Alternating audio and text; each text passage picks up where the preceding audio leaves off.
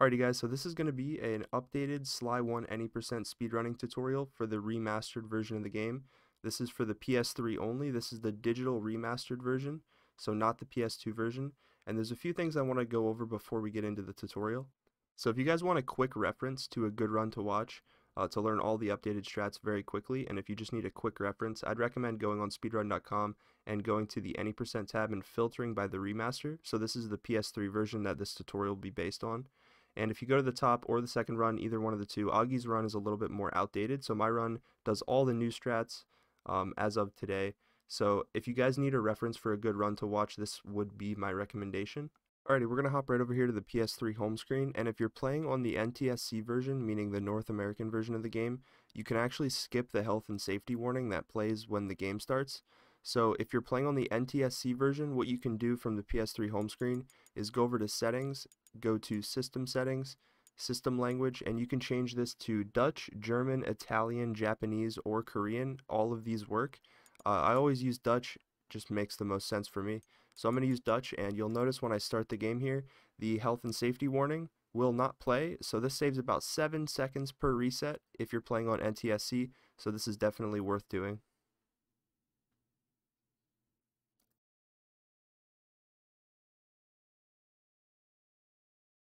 Alright, so here we are in Paris. If you're familiar with the PS2 version of the game, you'll know that we can skip the animated cutscenes going into World 1, 2, 3, 4, and 5, including the end of the Paris cutscene. This doesn't work on this version of the game, so what you'll have to do instead is you'll have to load your new game file from whatever menu you're at. You can ignore these top two files, these don't really matter. You can have 3 new game files here, it doesn't really matter. So just load a new game file and then sit through the Bentley cutscene that starts as soon as you spawn in. Slide!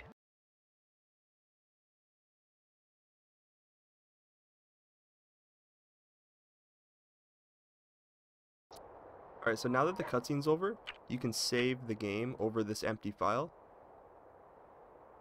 And then when you load, you should notice that that cutscene at the beginning is skipped. So as you can see, now we have our run file, and what you can do from here is you can save over all of your other files. So you have 3 run files. I'm only going to use 2 here because I like to have a completed file at the top so I can practice. But from this point forward, you're ready to run the game. There's a couple things I want to mention before the run starts. If you need a quick reference for any individual tricks or questions you may have, I will put Sonic's PSN any% guide in the description below.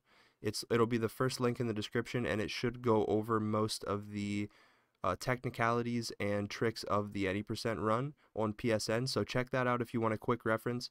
And another thing I want to mention is you'll hear me talk about a trick called ASA Void Drown. If you're a beginner, just completely ignore that.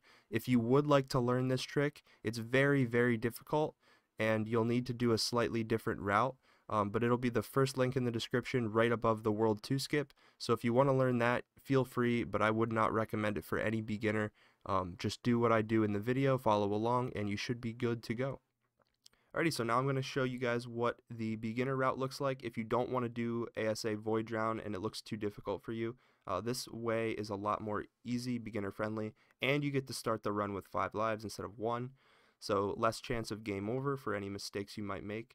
But here you go, so you're going to start in Paris as normal. You're going to load your Paris file. This is where the run will start, and instead of dying here, we're just going to go directly to the right, just like normal. And this is the fastest route you can do in Paris to skip it. So you'll jump on here, jump on the antenna, and then just jump over here, ledge grab the corner of this roof, and then you can just tap X to get up here. And from here, you just want to aim for the middle of the wall. So like right where that crack is in the bottom right of your screen, you'll see that little crack right there. That's kind of where you want to aim for. So just jump out around this little air conditioning vent.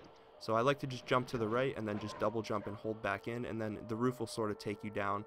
You'll land down here, and then you can just continue on. And obviously that might take you a few tries, but you'll get the hang of it. That's a very easy jump to make. Very, very lenient on the death plane as well. And then, yeah, you'll just head through the Paris van, and as soon as the Sly logo fades out, you can hold your PS button and then quit the game.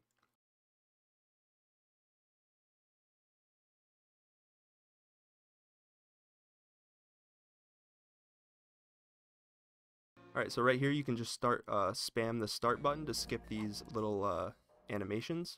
And then this should put you in the hideout with Bentley. That was a nice piece of work back there at police headquarters, Sly. Come see me if you want to check out any of your old movies. I've got them all here on my computer. Use the left analog stick to move around the hideout and the X button to select things. So right here, just press X, press right, and then enter the first world. And again, as soon as the Sly logo fades out, hold the PS button and then quit the game. And again, you'll wait through the reset here. You'll choose Sly Cooper from the menu, and then you will spam start to get back into the file you were just running on.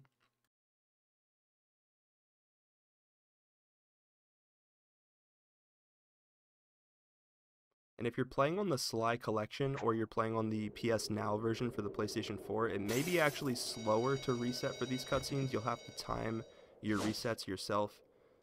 But it should always be faster to reset for these intro cutscenes. They are very long, with the exception to World 5. That one is the shortest.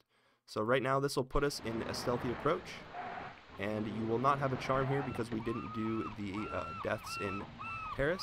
So no need to worry about the ASA Void Drown from here. Alright, so now the first thing you can do, there's two different ways to get through this cave.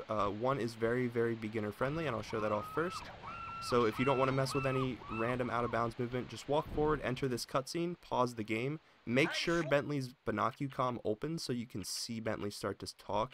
If you exit to hideout too soon, the cutscene won't be skipped. So you want to make sure you're in the cutscene, pause the game, exit to hideout, and this will skip the cutscene. So another thing on the PSN version that's a difference between the PS2 version is that the loads don't work, so you can't just load the game to skip a cutscene. You have to actually exit the level and then come back in. So that's exactly what we're doing here. We're coming back to the hideout. We're going to pick the same map again, and we're going to go right back into a Stealthy Approach. And when we get back into this level, the cutscene at the end of that tunnel will be skipped, and you can proceed on. So as you can see here, we're going to just continue back through the tunnel. And as you can see, the cutscene is skipped, and we can continue on. I'm going to show you guys a little bit faster way to skip this cutscene. It's a little more difficult. It's definitely more difficult, but you can do it if you'd like. I'm just going to go over it here. So there's actually an invisible barrier that goes around this whole area that we're in right now. And obviously it prevents you from jumping over into the water. So what we're actually going to do is we're going to jump on this post, jump on this rock. And the camera can be a little finicky here, so it's actually best to super jump. And a super jump is just pressing square before X, just like this. So square X, square X. And if you do this right, the camera won't be locked, and you can kind of see what you're doing a little better. You don't have to do this, it doesn't really matter. But either way, you want to jump from here up to this ledge here, and this jump can be very tricky, as well as the next one. So there, I failed it, but like I said, just jump on this pole. Jump up here, ledge grab on this top rock, and this can be very finicky. Like I said, this is more of an advanced strat. But when you're up here, you want to jump over and land. You can see I'm on top of this fence, just like I was for the ASA Void Drown. And what you can do from here, instead of obviously not doing the Void Drown, you can just jump along this fence. It's kind of precise, so you got to kind of know where you're going. A little bit of practice goes a long way here. But you can ledge grab it as well. But what you can do is jump around like this, and then once you get to this point, this jump can be pretty difficult as well. You can just jump out around and actually jump on top of the cliff. So from up here, you can actually skip this cutscene entirely if you just jump off this rock forward far enough. The cutscene that you enter when coming out of the tunnel, you won't even trigger it, so you won't have to exit to hideout or any of that stuff. So if you want, you can do that out of bounds. It's a little bit faster than just walking through the tunnel, exit to hideout, then re-enter the level. But obviously the exit to hideout is a lot easier, so I'd probably recommend doing that for a beginner. But this level has a lot of different routes that you can choose, so it's kind of confusing at first. So what I would recommend is just do the normal Paris strat, do the normal ASA route, and just come through this tunnel, exit to hideout, come back in, and then you'll be right here ready to continue with the level. Alrighty, so from here what you want to do is run to the right, and make sure you do not attack this bottle, or any bottle for that matter. If you hit a bottle, this next part is going to be all types of scuffed up. So avoid bottles at all costs here, and what you want to do is just jump and grab onto this rope. And you can climb this rope slowly, or you can do it a little bit faster by doing what's known as a cane jump. And the cane jump will be used a lot in the run, so it's good to learn it, it's good to practice it. So all a cane jump is, it's very simple, is just jump and attach to this rope. And as Sly is attaching, you kind of see him reach for it. As he's attaching, just jump off again. And if you do it right, you can kind of get these cane jumps, and it's actually faster than climbing on the pipe or the rope, whatever you're climbing. So this is used a lot in the run. So what you can do here is you can practice sort of, you'll kind of come at this angle, jump on the tree, jump up, grab the rope, and then just kind of jump off and reattach yourself, and try to time your inputs so Sly jumps off as soon as he grabs the rope, just like this. It's kind of hard to do. It's a little bit interesting when you're a beginner trying to learn a cane jump, for sure. But like I said, it's very easy to learn, very easy to get used to. Just jump, circle, and then jump off again immediately. And obviously those aren't very good cane jumps, but you can see what I mean. It's definitely faster than just climbing the rope normally. You can do this very well and save a little bit of time. So again, jump over these bottles. Do not trigger those bottles. Don't trigger any bottles. And drop down here. You can jump over this guy's star and then kill him if you want. Alright, so this is going to be the first cutscene skip of the run, and there's a few different ways to do this. This might seem pretty difficult at first, but I actually think there's a pretty simple way to do this. I like to use this point of the collision up here, the ground. This point is what I use to train my eyes on. So I sort of run towards this point, and as you can see, there's like a little bit extra here. So from this position, you won't see that extra little land, but as long as you're running in the right angle like this, Sly should slide down this little ledge here and fall right off into the void, skipping the cutscene. And what you want to do here is I like to sort of just run up through. There's one coin there, and then one that I just picked up here. I sort of like to aim between the two coins, and I aim right for this point at the top of the collision here. And if you angle Sly right, if you just hold forward, he'll slide right off, trigger the cutscene, and die at the same time. And I had to change my angle slightly there, but with a little bit of practice, you'll get used to that. Like I said, there's two coins here. I like to aim right in between the two and run directly forward, and then just sort of adjust at the last second. So as Sly sort of crests over this hill, he might start to slide to the left more, and you might have to turn your camera a little bit to the right so he, slides more right.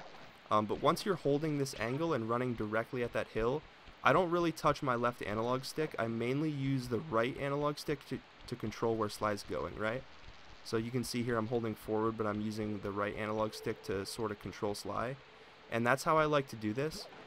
So just aim for that top point right there, and then just use your camera and sort of guide Sly off the ledge right there. That one would have worked had the cutscene not been triggered, but as you can see, the cutscene's already triggered. The little Bentley icon in the bottom left means I've already watched this cutscene. But like I said, so just aim for that top point, and then use your right analog stick to sort of guide Sly in the direction you want to go. With a little bit of practice, you should be able to start skipping that cutscene very easily. It's not very difficult. But from there, once you skip the cutscene, you'll respawn at this checkpoint, and from there you're going to want to jump out of bounds. So this is how you jump out of bounds. It's very simple, but I will explain it a little bit more in detail for anyone who hasn't seen that trick before. So what I like to do here is I like to jump on this rock and then jump up to this pole. And a lot of the time Sly will miss and ledge grab, and this is kind of annoying because obviously it's kind of hard to get back up here.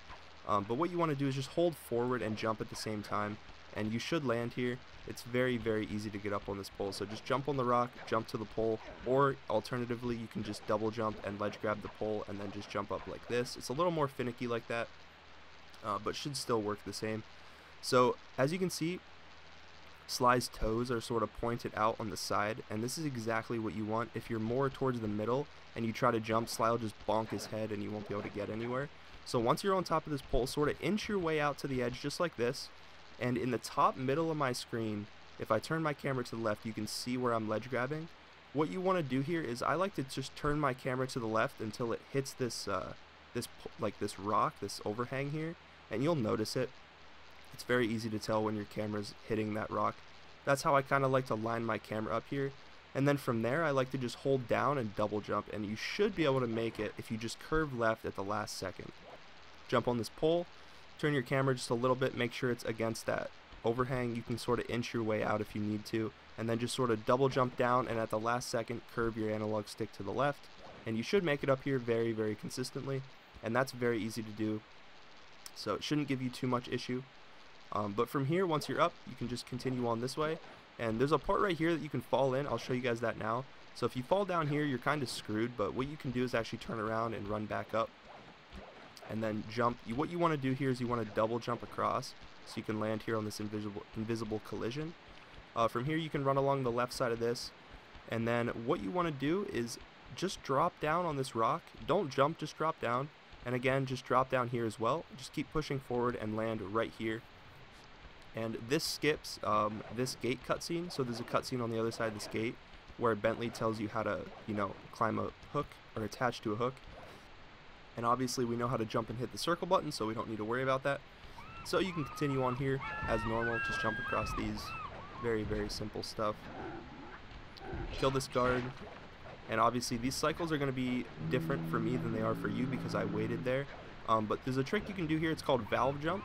I would not recommend doing this trick. It's very difficult, but you can land here. If not, just ignore this completely and just continue on. Just jump over here. That little jump there saves like 1 second, so it's really not worth it. But just continue on. Jump over this guy's star, kill him. You know, come through here, break the alarm if you trigger it. Try not to trigger it. That large vault has got to be And then grab the key. related. And once you grab the key, you can just continue on, put the key in the lock, and finish the level.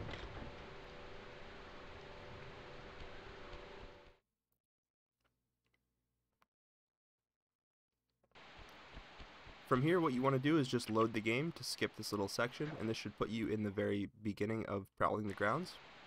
Alright, so from here we're going to learn a trick that I like to call Loogie Lunge. There's a few other names that have been coined for this trick, but I like to call it Loogie Lunge. But this is what the trick looks like. It skips this little roof section and the generator, unlocking the 3 keys, and you can jump right over this and get to the second part of the hub world. So you can do the next trick, which is, you know, skipping all the rest of the keys and entering the cannon early. So I'm going to explain how to do this trick. It's pretty simple, but for a beginner, I'm sure it can't be the easiest thing we do. So you'll have to know sort of what a slope jump is first before I explain this. So a slope jump is a jump that's against the wall that will give you a little bit more height than you'd normally have. So this is a normal double jump right here, and a slope jump is this. It goes all the way up this roof, and the only way that I can really explain this is to just hold against the wall, like run into the wall, and then just jump and extend your jump, and this will give you a little bit more height. So normally you can't jump over this without a slope jump, just like that. But if you do it right, if you slope jump up the side of this wall, you actually can make it over. So this is a good place to practice your slope jumps right here, just jumping over this roof, making sure you can get up. It's really not that hard. I just wanted to show this off. So now comes the hardest part, which is the timing of the guard. So what you want to do is you want to run here and then turn left, and the guard seeing you there doesn't really matter. So as long as you can do that part, you're pretty much golden for this actual setup of the trick. So I'm going to go back over here so he hopefully leaves me alone, maybe not.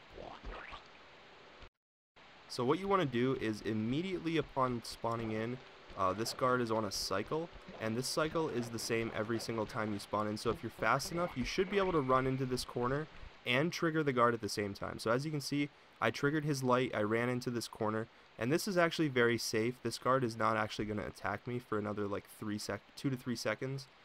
He has like a cooldown on his attacks, and he already attacked me once, so I'm pretty much safe in this corner for right now. So you want to wait for the guard to run around and spot you just like this, and anywhere about right here is good. So you can jump over the roof, and now from here is where the actual trick starts. So what you want to do to get this trick set up is you want the guard to be aggroed on you, and you want him to be on the left side of this building running around to the right. So if I unpause the game here, you'll see he'll run around to the right, he'll spot me again, and then that's when I'll do my trick. So it's all about the timing. Like I said, it starts from the very first cycle. I'm going to load the game here and show this again. So just immediately start running to the right, and then just jump up here, jump on this little lamp, and jump up here, and then immediately just trigger the guard, let him run into the corner. Doesn't really matter, like I said. Jump over the wall, and then from here, this is where the trick actually starts. And it's very simple to figure that out. So I'm going to kill this guy, and I'm going to come down here and show... It actually doesn't matter if you don't make the first cycle. Obviously, the making the first cycle is the fastest. But if, like, let's say you miss this jump here up to this ledge, let's say you miss and you fall down here and you have to like jump back, and then you fall off here and you're like, oh no, I missed the cycle. It's totally fine if you miss the cycle.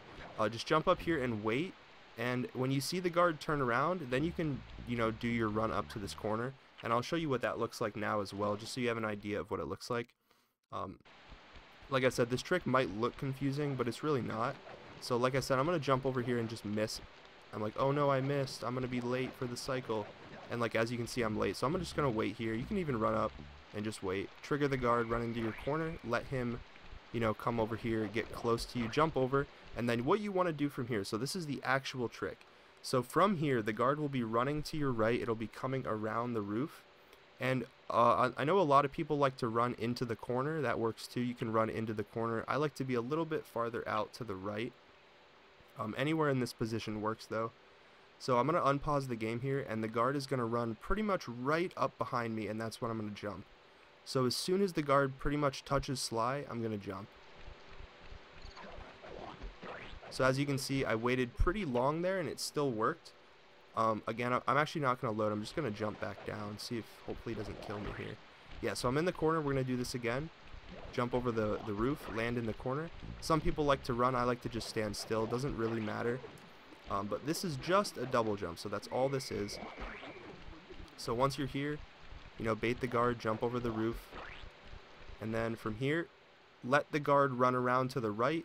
He'll turn to face you. He'll start running towards Sly, and at that point is when you want to hold forward, double jump, and then land. As soon as you think Sly is going to land on his attack, you want to double jump again. Sort of expect it to happen. And try to time your input as you expect him to shoot you. So with a little bit of practice, the timing will get very, very consistent. This is a very easy trick to do. It might be a little more hard to learn, but once you get it down, it should be something you really never miss. So like I said, the guard's going to turn face me. I'm going to hold forward, double jump, and then double jump again immediately. But from here, you can just get to the top. If you try to jump from down here, you won't make it. Obviously, the invisible barrier you're trying to land on is a little higher than that. So I like to land about right here and then just double jump up like this. And then this guard can be a little problematic, so if you want, just single jump down and kill him. He should always be about right here, walking around in circles, so you can just drop down and kill him. It's very safe to just drop and kill him. It's actually pretty fast as well.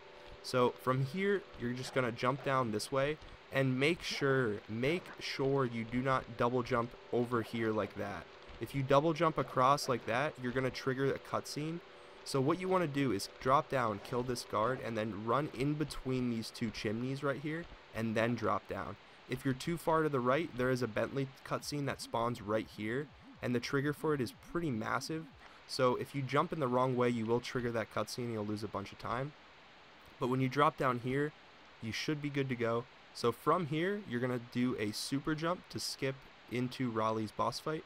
And it's actually very simple to super jump, and this is a great place to practice as well. So a super jump is as simple as, so when you jump and land, you'll see there's little dust particles that come out under Sly's feet. It's very easy to see them. This means that your grounded position was updated. So if I land here, the game thinks Sly is here, right? And then I'm going to jump over here, and now the game knows that Sly is over here, right? So this is how a super jump works. If I press square just before Sly lands, you can see there's like a little gap, a little time where there's no dust that comes out, right? Because Sly's cane animation is in the way. So if you press square and then X, just before one another, just like this, square X, square X, square X, you can see that Sly is landing on the ground, but there's no particles. So the game doesn't actually update Sly's position when I'm doing this. So if I come all the way over here, the game still thinks Sly is positioned over there by the cannon. So all the way back here, the game still thinks I'm positioned. So we're going to abuse this in a way that lets us sort of skip through the cannon and trigger the boss trigger. So normally what you'd have to do is obviously get all 7 keys, unlock the cannon, and then jump in. But the trigger for the boss fight is actually loaded inside the cannon. So what we're going to do is we're going to set our position. We're just going to stand right here in this corner. And the game is going to update our position. It's going to say, okay, we're right here. So this is where the game is going to try to send Sly back to if we take damage or get stuck or any of that stuff. So I'm going to do a super jump from here, so square before X before landing, just like this. And you can double jump out of it. I like to just single jump, it's a little faster. But work your way super jumping down this ramp. This ramp can be a little weird, but work your way down here. And what you want to do is you want to get Sly to get stuck in between this little raft here and the platform. So you can adjust your camera, you know, take this slow, you can do it fast, either one of the two. I'm just taking it slow for the video, but you want to fall in this crack, and the game is going to send Sly back to that location, and it's going to put him right inside the cannon, inside the boss fight. So that's going to put us into Raleigh, and then from here we're just going to wait until we see the autosave icon pop up, hold the PS button, and then quit the game to skip Raleigh's cutscene. And like I said before, if you're playing on the Sly Collection version or the PS Now version on the PlayStation 4, it's actually faster to just watch this cutscene. But if you're on the PS3 digital version from the PSN store, you know, the downloaded version of the game, you can reset your game to skip this cutscene. It is faster.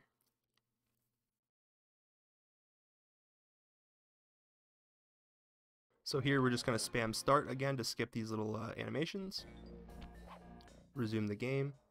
And this is going to put us right in the Raleigh boss fight. And this boss fight is very simple. So just count to 5 off the bat. So this is 2, 3. So every time Raleigh lands, 4. This is 5. So 5 is always going to be his last land. So you can count to 5 just to know exactly when he's going to be able to be hit. And you'll notice I did a little optimization there at the end. Again, I'm going to count to 5 here. And you'll notice as soon as Raleigh lands and goes small, I double jump and attacked Raleigh in the air instead of just hitting him off the edge. So if you hit him off the edge, you'll notice that he does a drown animation and takes a little while to get back up to his platform. And this is kind of slow, so what we do is we want to hit him as he's going back up to his platform. And again, I'm going to count to 5 here. So this is 4, and this is the 5th jump. So I'm just going to wait half a second. And obviously you won't pause the game in a run, but I'm just going to pause here just to show you.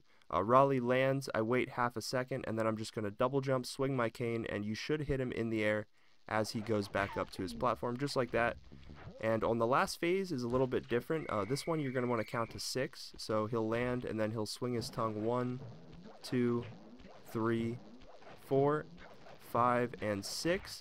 And now here, I'm going to show an example of a key pause. So Raleigh basically is just one big key here, and what we want to do is we want to skip his last cutscene where you hit him into the water and then he explains how you're going to go to Mesa City. So we want to skip that, and we also want to exit the level at the same time.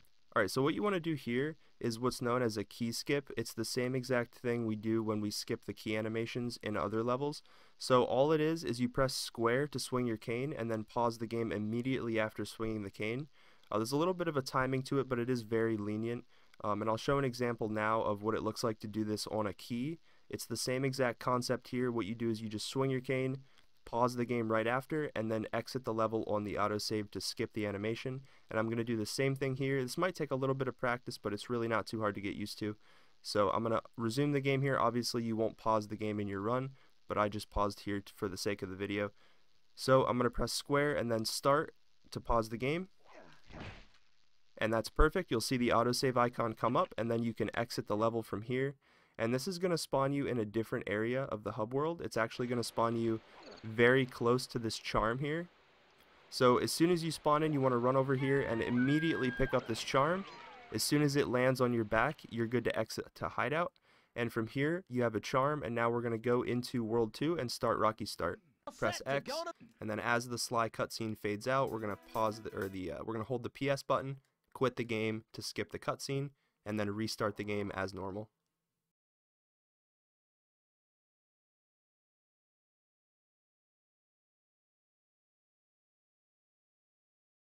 Alrighty, so here we are in the beginning of a Rocky Start, and this level is essentially just played casually with a few small optimizations. The first being this little jump we do, double jump to this rock and then double jump out around this wall. That skips a little climb section and a cutscene with Bentley. And again, you can jump over here as well. There's really no risk to doing that. Essentially, play the level casually from here. The next cutscene on this wrecking ball we're actually going to skip, or this crane rather. So there's a cutscene that plays as soon as you get to about halfway across this this platform. So the cutscene trigger is starts about right here on this point. So this cutscene skip works the same way as the one in a Stealthy Approach, meaning that you run off the edge, trigger the cutscene at the same time, and then take damage during the cutscene, which skips it. So I like to just sort of line myself up here and run off right to the right of this point on the octagon. So just kind of aim yourself a little bit to the right of that, and you shouldn't miss it. It's kind of finicky. You'll have to definitely practice this a few times. But you can do it from down here as well. You don't have to line yourself up really. You can just kind of line yourself up like this and just run at it. The more speed you have, the better chance Sly has of falling off. So I'll just show it this way, where you kind of line yourself up. Like I said, just run off the right side here and don't stop. Just kind of run forward, trigger the cutscene, and then Sly lands in the water, takes damage, and the cutscene is skipped. So that might take a little bit of practice, but it's really not too bad. And obviously, if you land in the water and you have a charm, you can press X to skip Sly's drowning animation. So as soon as you land in the water, just press the X button. Just continue on after the cutscene. Run through the bus. Break the alarm. You don't have to kill this guard. He's not a very big issue. Here you can just jump and go to the second spire. Again, avoid this guard's attacks, kill him, drop down. And if you're fast enough here, you can actually make this cycle. So I'm going to try to make this cycle. If you're fast enough, you should be able to make this every time. Just like that. It's really, really scary, but you can make that cycle. If not, just wait. It's very, very easy to die there and lose the charm. But you will just want to wait.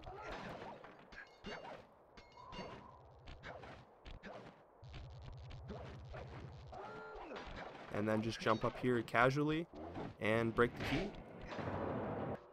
And then from here you can put the key in the lock and finish the level.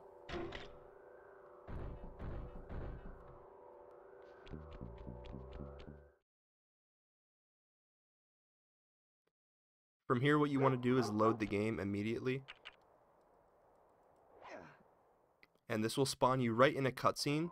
Let the cutscene play, pause the game, and then exit to hideout, just like we did in a Stealthy Approach to skip the cutscene. And then you'll exit to hideout and immediately enter the level again. Just spam X, you should go right back to the same spot. And you should spawn in the World 2 hub with no cutscene, and you should be ready to go. So there's actually a slightly faster way to skip this cutscene in the World 2 hub. So instead of loading the game after completing Rocky Start, so normally you would load the game here and this would spawn you in the cutscene. Instead of loading the game, you could run forward. And this is a slightly more advanced strat, but you can try this out. It's not too bad. So normally when you load the game, you'll spawn right here and you'll spawn right in that cutscene with Bentley. And then you'll exit to hideout and then go right back in, and that skips the cutscene. But instead of doing that, what you can do is just jump over this fence. Jump on these tires, jump on top of this lamp, jump over here to this cliff, drop down, land on top of this. You don't actually have to land up here, you can land to the right of it, doesn't really matter. Jump to the car and then jump over here to the bridge, and this actually skips the cutscene with Bentley. That spawns right here, so you don't actually have to load the game or exit to hideout or any of that stuff. So if you want to do that, it should save a little bit of time. It's definitely worth attempting. It's really not that bad. But yeah, from here you can just continue on with the route. Alright, so now this is where the run gets a little more interesting again. So there is a strat in this hub world that requires 2 charms. So right now, if you follow the beginner route, you will only have 1 charm here, and I wouldn't recommend learning this trick. This is the hardest trick you will have to learn on PSN if you plan to run any percent at a top level. So if you're just a beginner, do not worry about this. This doesn't matter. If you only have 1 charm here, that's completely fine. I'll go over the beginner route in just a second. But I want to mention the PSN World 2 skip, which avoids playing this level, which is Murray's Big Gamble, and it also avoids playing this level. And then you normally, obviously, put the keys, break the car, and then head inside. So that's the casual way. That's what you'll do. Obviously, you won't play the race. The race is really long and slow, so just avoid the race at all costs. But if you don't want to do World 2 skip, play this level, put the keys in the car, break the car, and then head inside. If you do want to do World 2 skip, if you're more advanced and you did try the ASA Voyage round, if you're going to implement all of this advanced stuff, you're going to need a gold charm. So normally, you'll have a silver charm here, and this is the charm that you pick up at the end of a rocky start, or halfway through it I should say, on the car.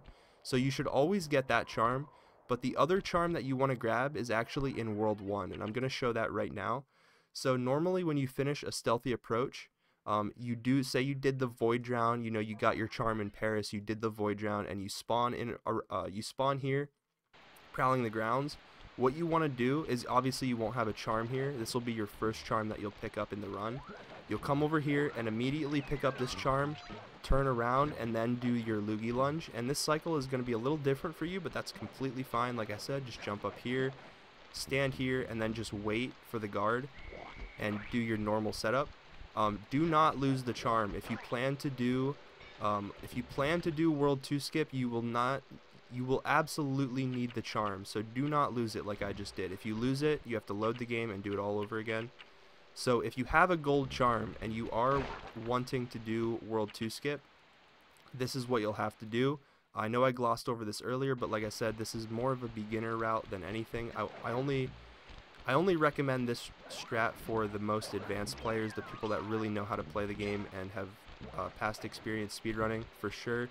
But you want to grab this charm first if you plan to do World 2 skip. If not, completely ignore this, just go with what I said earlier. But if you do want to do World 2 skip, pick up this charm and do your normal Loogie Lunge. But I'm going to go back to World 2 and then show off what it's like to do World 2 skip. Alright, so now I'm going to show World 2 skip. This is only for the advanced players, like I said. This is only for the people that are going to get 2 charms, one in World 1 and one in a rocky start. So I'm just going to go over this. If you want a more detailed explanation for this trick, I will put this in the second link of the description. So right under the ASA Void Drown tutorial, I'll put the World 2 skip tutorial. But what you want to do is ledge grab here. I'm just going to sort of gloss over this. Tap right. Center the camera again, tap forward until Sly is about right here. So this is going to be your starting position, and this is another super jump just like World 1. You're going to super jump down here, super jump on the bus, and then ledge grab in a specific spot. This looks pretty good here. We're going to tap X to jump off, and obviously that didn't work. So like I said, you need 2 charms for this. If you miss it like that, you will have to load the game and try it all over again. You basically get 1 chance at this. Like I said, this is not something that I would recommend beginners do. It's very, very finicky. It's also the hardest trick that you'll have to do on PSN if you plan to do the advanced route. So like I said, if you're a beginner, don't learn this. This is stupid. Don't learn this. But this is what the trick should look like. This skips getting any of the keys, and it skips going directly into the World 2 hub. So like I said, ledge grab here, and then just tap X, and hopefully there it goes. You'll get sent up here, land here, and hopefully, well, you need to have this charm. So you only get 1 chance at that. You'll drop down, and then just hold forward and push through here. And this skips all of the levels before to get inside the hub early. So from here, you can do the normal Muggshot Superjump, but I'm going to go over that in a second. So normally what you do, if you did do this trick, you'll head up this way. Do not kill the second guard. This guard needs to be alive. Do not kill him. And then you can do the mattress jump here. If you're an experienced player, you know how these mattress jumps works. You press X when you land, and then extend your double jump and press circle. So this is where you'll land right here. And from here, this is where you'll do the Muggshot Superjump to skip into Muggshot's Lair. But I'm going to go back and I'm going to show you how to do the normal beginner route, so you don't have to do World 2 skip. Like I said, this is only for advanced players. This is for only people that want to do the most advanced strats and lose the least amount of time. This is for world record only. Please don't learn this. Alright, so now for the beginner route. So normally for the beginner route, you'll only have 1 charm here, so I'm going to lose the charm and save the game. You don't have to do this, obviously. This is just for the sake of the video. But for the beginner route, you'll only have 1 charm here, so this is where you'll end up. And obviously I just explained the World 2 skip. Don't worry about that unless you want to come back to this video when you know more and you want to get a little bit better at the game. But first of all, jump to the right and head towards Murray's Big Gamble. This is the first level that you're going to play. You're going to grab the key from this level, and then we're going to get a key from another level, and then use those keys to open the door to go into the Muggshot's building. So let Sly climb down the ladder here, pause the game, load to skip this cutscene. And this is basically just essentially playing the level casually. Obviously you can do some optimizations here, but I'm going to try to show off all the optimizations here for you. Basically this is literally just playing the level casually. There's a fun little thing you can do here. If you kill these 2 guards and then aim here and shoot that barrel as that guard spawns, you can get him early as well. Just some little optimizations you can do in this level. Nothing huge, nothing crazy. Just try not to let Murray get scared. Every time Murray gets scared, you lose a little bit of time. So the less times he gets scared, obviously, the better. So just learn the spawns for these guys. Play this level a few times, get the hang of it. It's very, very simple. It's basically just an auto-scroller. But just play this level out and grab the key, and then I will be back to show you how to get to Boneyard Casino.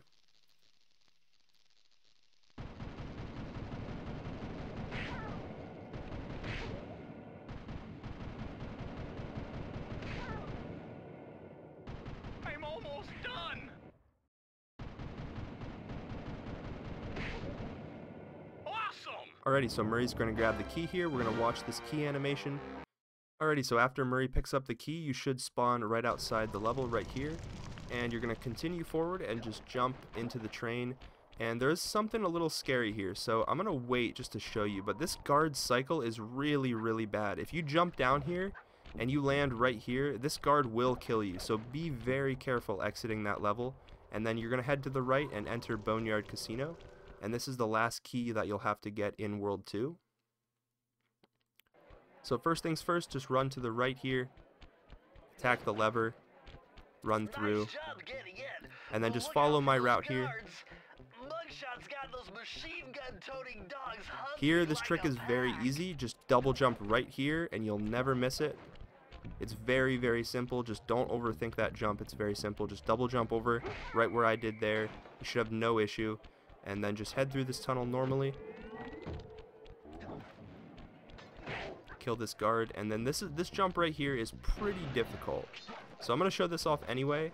What you want to do is you want to land. So first of all, you want to break this this like arcade game, jump on this railing, jump across to here, and what you want to make sure is Sly is facing forward or backwards. If Sly is facing to the left or the right, he'll try to fall off just like that. You want to be very, very careful here, so make sure Sly is facing forward or backwards. Either one of the two is fine, just as long as it's not to the left or the right. So this is perfect. I like to inch Sly out to the edge of this. Anywhere about right here works. And what you're trying to ledge grab is the edge of this this little like arcade machine here. Not the edge of the potted plant right here, just the edge of the arcade game. So right like there. So I like to turn my camera sort of like this, and I like to jump out and then double jump back into the right. And this is very finicky, but you should ledge grab this. If you do, tap X, and then as soon as Sly lands, jump to the left, and you should be able to make this jump very, very easily. If that jump is too difficult, just do the casual way. Just run across here, you know, jump across the roulette wheels, head up along here, and then drop down. You'll lose a little bit of time doing that, but that jump is very scary. This jump even still kills my runs to this day.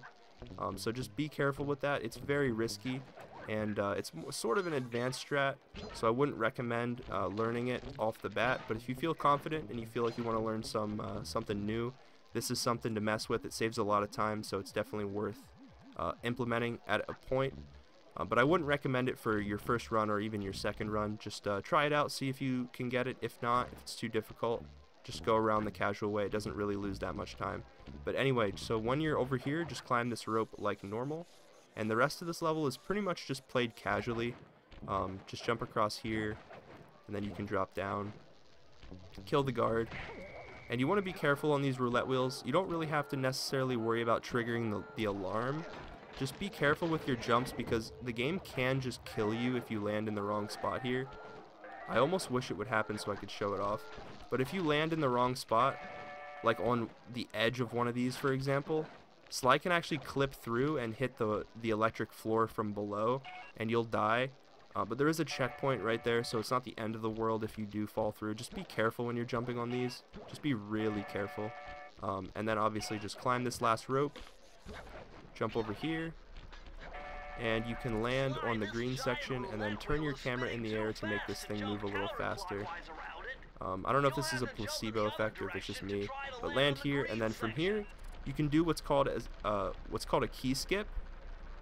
And if you press square and then pause the game as Sly interacts with the key, that was a really bad attempt. So you got to be a little closer than that. Just be pretty close.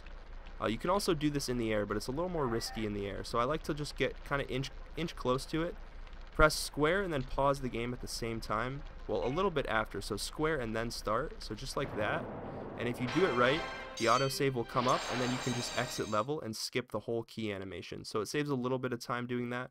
Again, it's definitely worth learning. It's a little difficult at first, but once you get the timing down, it's pretty simple. So again, it's just square pause, a little bit faster than that. So just like that, and then you can exit level. From any key in the game you can do that from. As long as you get the autosave, that means you got the key and you're good to exit level. So from here, you have the Murray's Big Gamble key, you have the Boneyard Casino key, and obviously you have the key from Rocky's Start, the first level. So from here, you can just enter the car, put the keys in, and then break the thing, and then just run through. And again, this is where you could do the mattress jump, so I'm going to show that off again. I'm going to explain this one more time. So you can kill this first guard, never kill the second guard. If you kill the second guard, a cutscene will spawn. But you can do one of two things here. So this is the first one. This is the more advanced way. It's really not that bad. When you land on this mattress, press X when Sly lands to get a little bit more height, and then extend your double jump and press circle, and you can land here. And then from here, you can continue on. Again, if you don't want to do that, if that's a little too risky or if it's causing you any trouble, just run up this way, climb this rope, and then head over the casual way. This is fine as well. Loses a little bit of time, but it's really not that big of a deal. So now you may notice that I do not have a charm here, and that's actually a problem. So because this is a beginner's tutorial, you're probably not going to be able to have a charm here. Optimally, if you don't take any damage, if you play normally and don't die, you will have a charm here, so you won't need to do this. But if you come to this level without a charm, if you get to this point and you do not have a charm, enter Back Alley Heist. This is good for two reasons. One, there's a charm in this level, and two, if you fail the Muggshot Superjump, you can always map back to this level and then exit to be a little bit more fast. So if you want to get the charm from this level, this is actually slow, so obviously try not to lose your charm. But if you do lose your charm and you don't have one to do the Muggshot Superjump, you will need to get one from this level. And I only say that this level is good for two reasons. One, like I said, the charm isn't that far in the level, it's only down here. And the second is, if you miss Muggshot Superjump, you have this charm. So once you pick it up, you can exit the level, and this should put you in the perfect spot for Muggshot Superjump. So I'm going to show you guys what happens if I miss Muggshot Superjump now with the charm. So let's say I'm going over here and we start the jump. Obviously I'll explain the jump in a second, but so let's say I miss it. It's like, oh, I don't have a charm now, so now I can't do the trick. This is what you can do. You can load the game to get your charm back, and this will put you outside the hub. But now, because we entered Back Alley Heist, we can view map back to this level and then exit this level again as soon as we enter it. So just exit immediately, and this will put you right back in the position you want to be in for Muggshot Superjump. So like I said, this is a great level to enter. Even if you do have a charm, like let's say you did everything perfectly to this point, you have a charm and you're just a little nervous, just enter this level and then exit again, and you can come back to this level at any point if you want to retry this trick. So I always recommend entering this. If you're new, if you're a beginner, definitely enter the level. But now I'm going to explain the Muggshot Superjump. So again, a Superjump is when you press square and X right before one another, so square X, and this Superjump is a little bit more difficult than the World 1 Superjump, but it's still the exact same thing. So your starting position is just in this corner. You just want to run into this corner. This is where you're going to start. So now you can start your Superjump train, and I don't like to move my camera here. I like to actually keep it like this. So I like to just run into this corner, and I like to just don't even touch your camera here. Just Superjump to the right. You can take this nice and slow. Stay against this wall, and just move out to the edge. So right here. So right when you see Sly's shadow, right on the edge of this this little like ledge here, this is where you can jump from. And now you can turn your camera. So people like to turn their camera like this. I like to just leave it like normal, so like this. And then just super jump down and land right here. You can ledge grab here, that's completely fine. If you ledge grab, it's not a huge deal. Just continue your super jump train right over here. And then what you want to do is land right in this crevice between Muggshot's mustache and this pillar. Just land right in here and you should get the trick every time, no problem. It's that simple. Just practice that super jump train. And again, as soon as you enter, hold the PS button, quit the game to skip Muggshot's cutscene, and I'll be back as soon as we get into Muggshot.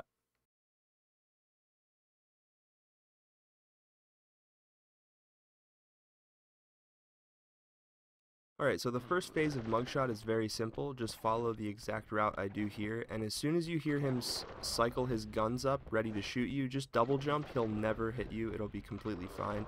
And one thing you want to do is skip this second to last mirror. So I hit every mirror in line so far. There's 2 left. There's 1 here in the middle, and then there's 1 here at the end. You want to skip this one in the middle, and you want to run down here to the last one, hit this, and then come stand near this middle mirror. And what we're going to do here is we're actually going to skip a part of Muggshot's dialogue.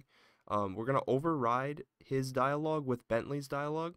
So all you have to do here is hit the mirror and then just hit Muggshot with your cane, and Bentley should start to explain why you can't hit Muggshot with your cane, and this should skip you directly into the next phase of Muggshot. So here what I'm going to do is I'm just going to hit the mirror and then immediately run at Muggshot and hit him as well. So just like that, and I'm going to load the game here and I'm going to show you the first phase one more time, but that's exactly what it should look like. So let's load the game here and I'll show you what the first phase should look like. So hold down left and immediately hit the first mirror, and then just follow along just like this.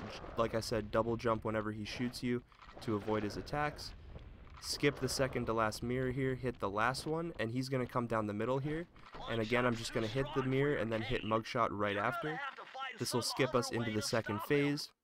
And what you're going to do here is run forward, hit this first mirror, run to the left, hit this mirror, turn around, head back to the right, and then it's the same thing again. Just follow along with me, double jump over his attacks. And if he's on a weird cycle, it might be a little scuffed here, but just try to follow along with me, and he should take the same cycle or the same route through every single time. He might be a little different here and there, but if you do the movement right, he should be the same every time.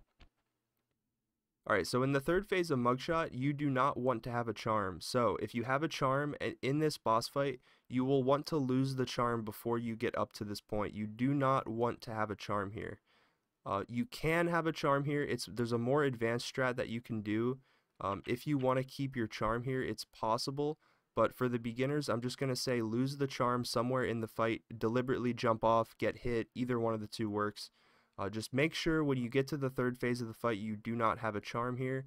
If you do, it's fine. You can attempt the advanced strat, but I recommend not doing it. So I'm going to show the beginner strat first. This is the easiest way to do third phase Muggshot.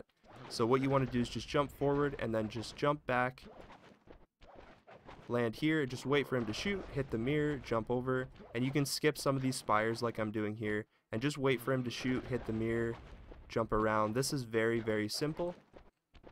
Wait for him to shoot, hit the mirror, and then just jump across. And now here there's 2 mirrors left, so there's one to my right and one in front of me. So what we're going to do is, instead of just hitting this mirror and then jumping around and hitting that one, what we're actually going to do is we're going to wait for Muggshot to shoot here, and then I'm just going to hit this mirror, and I'm going to double jump and hit this mirror and die at the same time. And then you'll see the autosave comes up, which means I beat the boss. And I'll spawn in the first phase, and then I can immediately view map back to the hideout. And that is the safest way to do the Muggshot boss fight. So now I'm going to go back to phase 3, and I'm going to show you the more advanced strats. I'm going to show you chandelier jump, and I'm also going to show you what you can do if you do have a charm. Now I'm going to explain chandelier jump. This is the more advanced strat that you can do, and it's a lot faster than doing the spire jump strat that I showed earlier. So this is kind of risky, but what you want to do is immediately jump forward, hit the mirror, and double jump out to the right, ledge grab, and then tap X. So all of that happens very, very fast, and it has to happen fast or you will not make the cycle. So like I said, as soon as you get into the third phase, jump forward, hit circle to spire jump to the close mirror, hit the mirror as soon as Muggshot shoots, and then jump out to the right, double jump back into the left, ledge grab the chandelier, and tap X to hop up here. All of that has to be done very quickly, so it will take a lot of practice to get used to. In my opinion, the ledge grab is the hardest part. So from here, you do not want to touch your camera. You do not want to move the analog stick. You want to just use the D-pad. So D-pad right is what I'm going to use here. And this should let Sly run around in a perfect circle around Muggshot. And if you time your square inputs, you can actually hit the mirrors. And you can hit every mirror in a row. And on the last mirror, just like before, you want to make sure you die before you hit the mirror. So you want to hit the mirror and immediately die before Muggshot starts his cutscene. Again, I'm going to show this in real time, except I'm going to hit the mirrors this time. So again, jump forward, wait, hit the mirror, jump out to the right, ledge grab, tap X, hold right on the D-pad. And as you hit the last mirror, jump will fall off the edge, run off, and die. And this should spawn you right in the first phase again, and from here you can press select and view map to the hideout. And this is a lot faster than doing the spire strats. It's a lot more risky, but with a little bit of practice it'll definitely go a long way, and you will definitely learn Chandelier quicker than you think. It's really not that hard. The ledge grab is very lenient. You just have to know where to jump to, and then just make sure you're holding right on the D-pad. I'm going to go back into the fight again, and I'm going to show you a slight optimization. Instead of dying at the end, if you have a charm and you can't die, and Sly will just take damage instead of dying, you're actually going to have to go for a frame perfect pause. It's actually not frame perfect. It's actually a lot more than one frame. So don't let that be too intimidating to you. But it is a tight pause. It's a pretty close window. So I'm going to show you guys that now.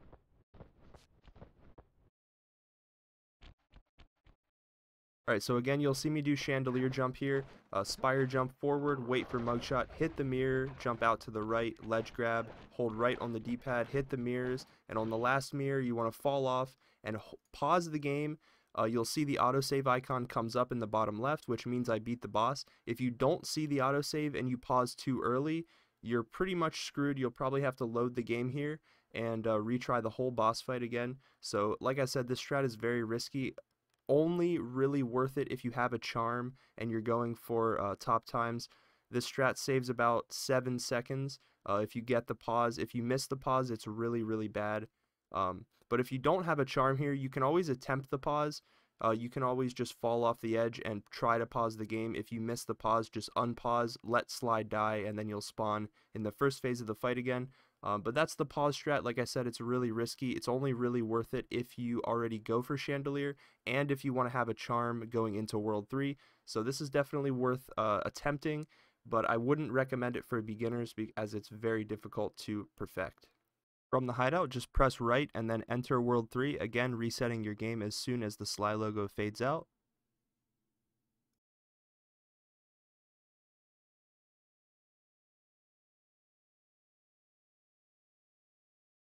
Alright, so this is the beginning of World 3. This is the first level in the World 3. This is Dread Swamp Path. The first thing I want to mention is do not kill this first mosquito. If you kill this mosquito, a Bentley cutscene will spawn right here, and that's really bad. So just avoid this mosquito entirely. But this part is pretty simple. Just jump over here to the right, jump over here. Alternatively, you can jump from the first one to the third one just by doing a little bit of movement like that. Again, just follow the casual way, jump over here, and you can actually make this. If you jump right, you can actually make that bounce pad. And then there's a trick here, you might be familiar with it. It's called DSJ, Dread Swamp Jump. And I'll show that in a little bit, but if you're a beginner, don't worry about that. It's a very advanced trick. If you're a beginner, just follow my route that I'm doing here. It's very simple, and this route will also give you a chance to get another charm. So jump over here, you can avoid these mosquitoes as well, and jump on this bounce pad and then attach to this vine. And there's a trick right here, you can see the charm up in front of me. We're actually going to jump from this vine all the way up there using an extended double jump and then a circle input. So from here, you want to make sure you have the momentum, so you don't want to stop and like kind of jump like this. If you try to extend your jump from here, you won't even get close. You have to have some momentum coming down this vine. So I like to come all the way up here, or alternatively, like I said, just jump from the bounce pad and then use the momentum from here. But if you extend your double jump and hit circle, Sly has a chance. It's kind of tight. There's a little bit of a of a timing to it. Like, that was too early. It's all about when you jump off of this vine. So I'm jumping too early. Normally you'd want to jump from about right here where Sly is. I was jumping from like right here. But I'm actually going to go back. So jump on the bounce pad, land here, and then just wait till Sly is about right here on the vine. And then jump, and press circle, and you want to extend your inputs. So don't spam your inputs here. Just do it nice and slow.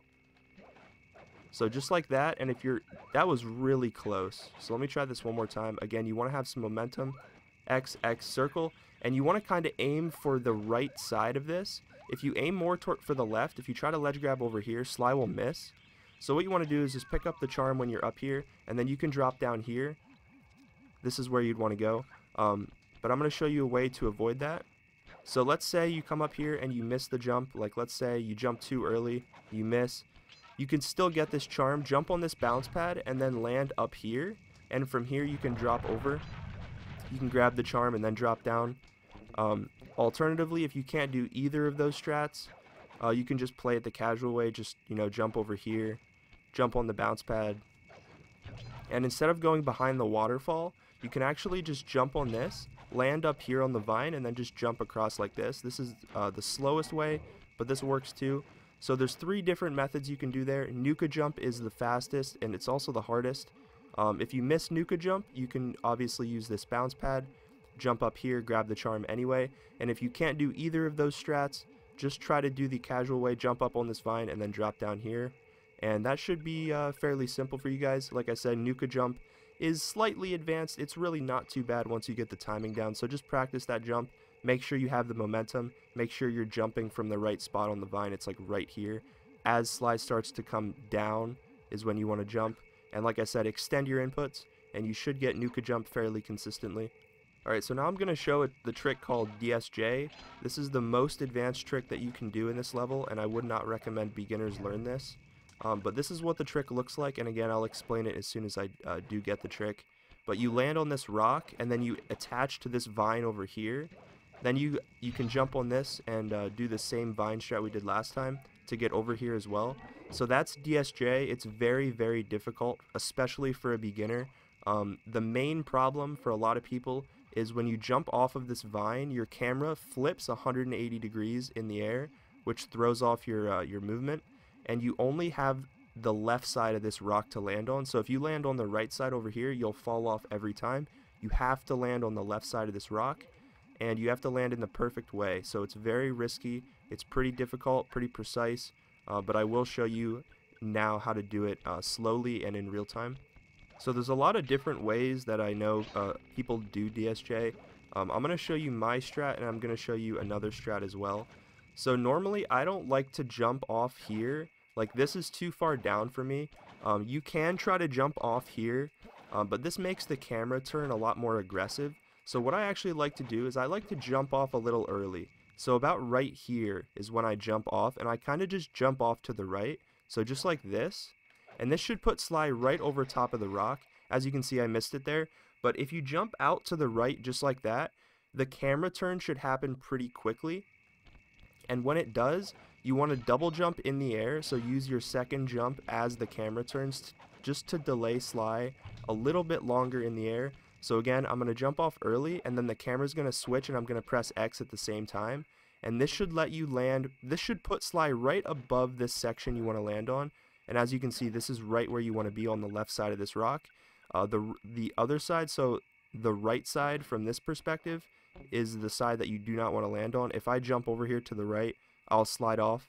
So right here is where you want to be, and there's a few different setups that you can use to actually land on this vine. The first being the most risky strat is just YOLO it. Just have your camera lined up somewhat like this, and then just kind of run off, extend your double jump, and spam circle. You should make it over here. There's another way you can do it when you land on the rock. Turn your camera, and I'll show that now. This is probably the way I'd recommend the beginners do it. If you are going to learn this trick, I would recommend learning the second way, not the way I just showed. But I'll show that now. So like I said, landing on the rock is the hardest part for most people. It's probably going to be the hardest part for you as well. But this trick is very, very risky to go for. It saves like 14 to 15 seconds. So again, I like to jump off the vine early, jump when the camera turns, and then just kind of readjust at the last second to try to land slide here. And you actually can ledge grab on the left side here, so you always want to be trying to go too far this way, never this way. You never want to be on this side of the rock. You always want to be trying to aim for the right side of the rock, so this side that slides on right now. And then from here, like I said, there's a way you can turn your camera. So kind of position slide like this, and you want a pretty sizable gap on the left side of the waterfall. So I like to use about right here.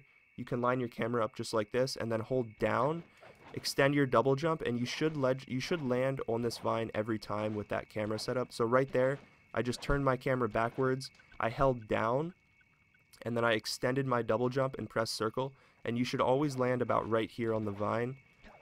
So yeah, that's that. And then from here, you can just jump over here to the mattress, jump up here to the vine, and then jump over. You can do a slightly different way. Instead of doing that, what you can do instead is actually jump directly from the vine to this tree trunk, and then double jump over here like that. But this can happen where slide barely misses it, and that's super sad, but that's a little bit more of a risky jump to do. You can do that if you'd like. Either way, I wouldn't recommend any new player try DSJ. This trick is probably world record only. It's really not that useful. Like I said, it only saves like 14-15 seconds, and you don't get the charm. So if you want, you can grab the charm, do Nuka jump. I would recommend that strat for most players. You can also do the bounce pad strat if you miss it. So there's always a good backup for that. And then obviously DSJ, there's a lot of runners out there who do it, a lot of runners out there who don't do it.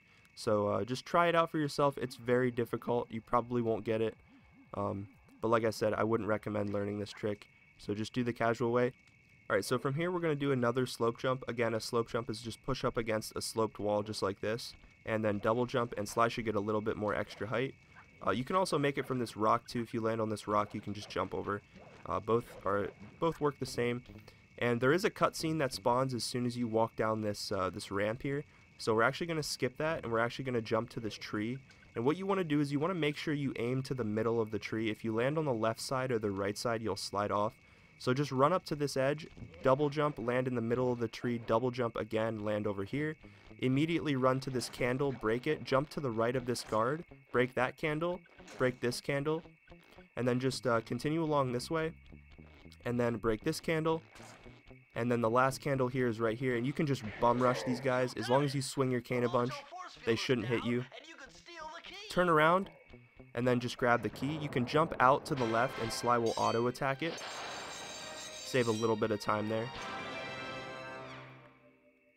And then from here, just run up this ramp, put the key in the door,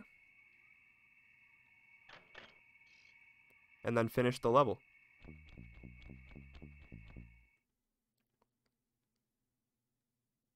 As soon as you spawn into the World 3 hub, press start, load the game, and this should put you right in the hub.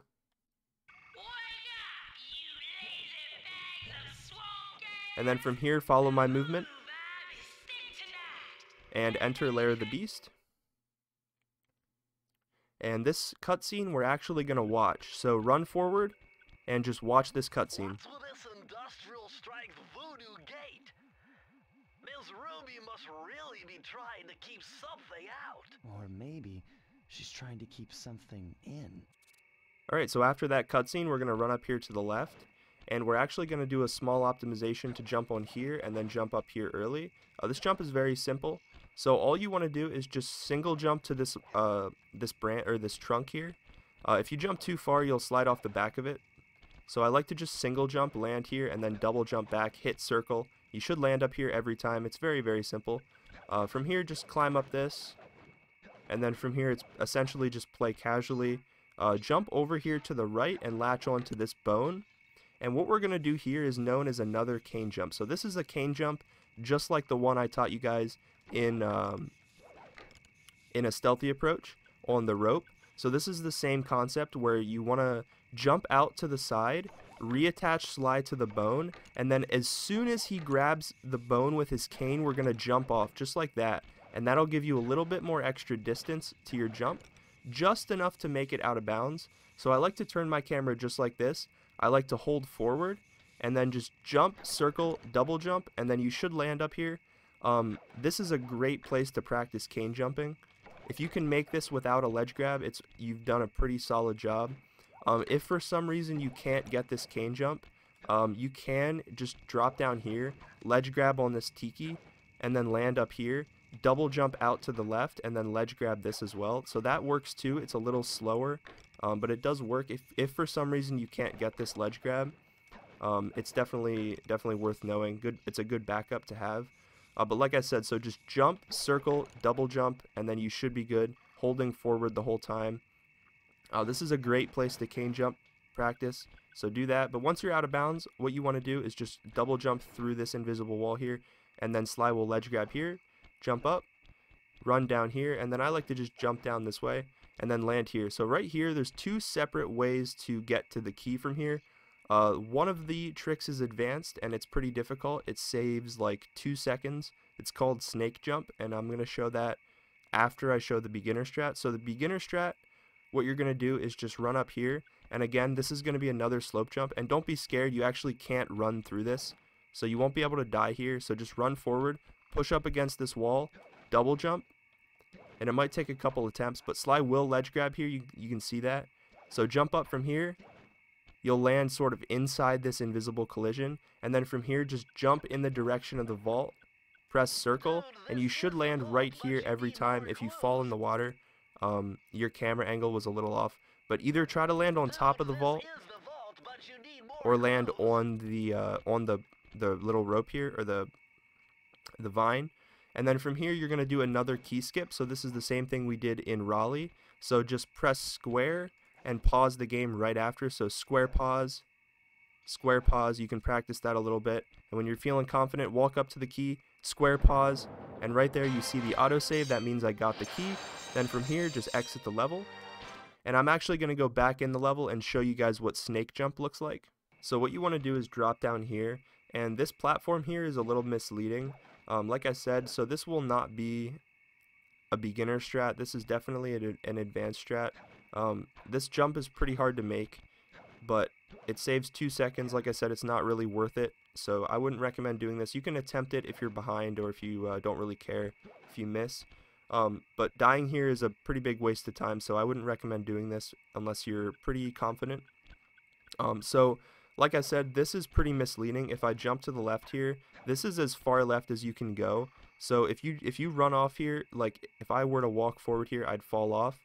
But Sly can ledge grab, so as you can see, right here is as far left as you can go. It's like I said, it's a little misleading. So I like to get kind of a running start here, and I like to aim right for the vault and kind of curve in towards it and press circle in the air. So this is going to be an extended double jump and then circle.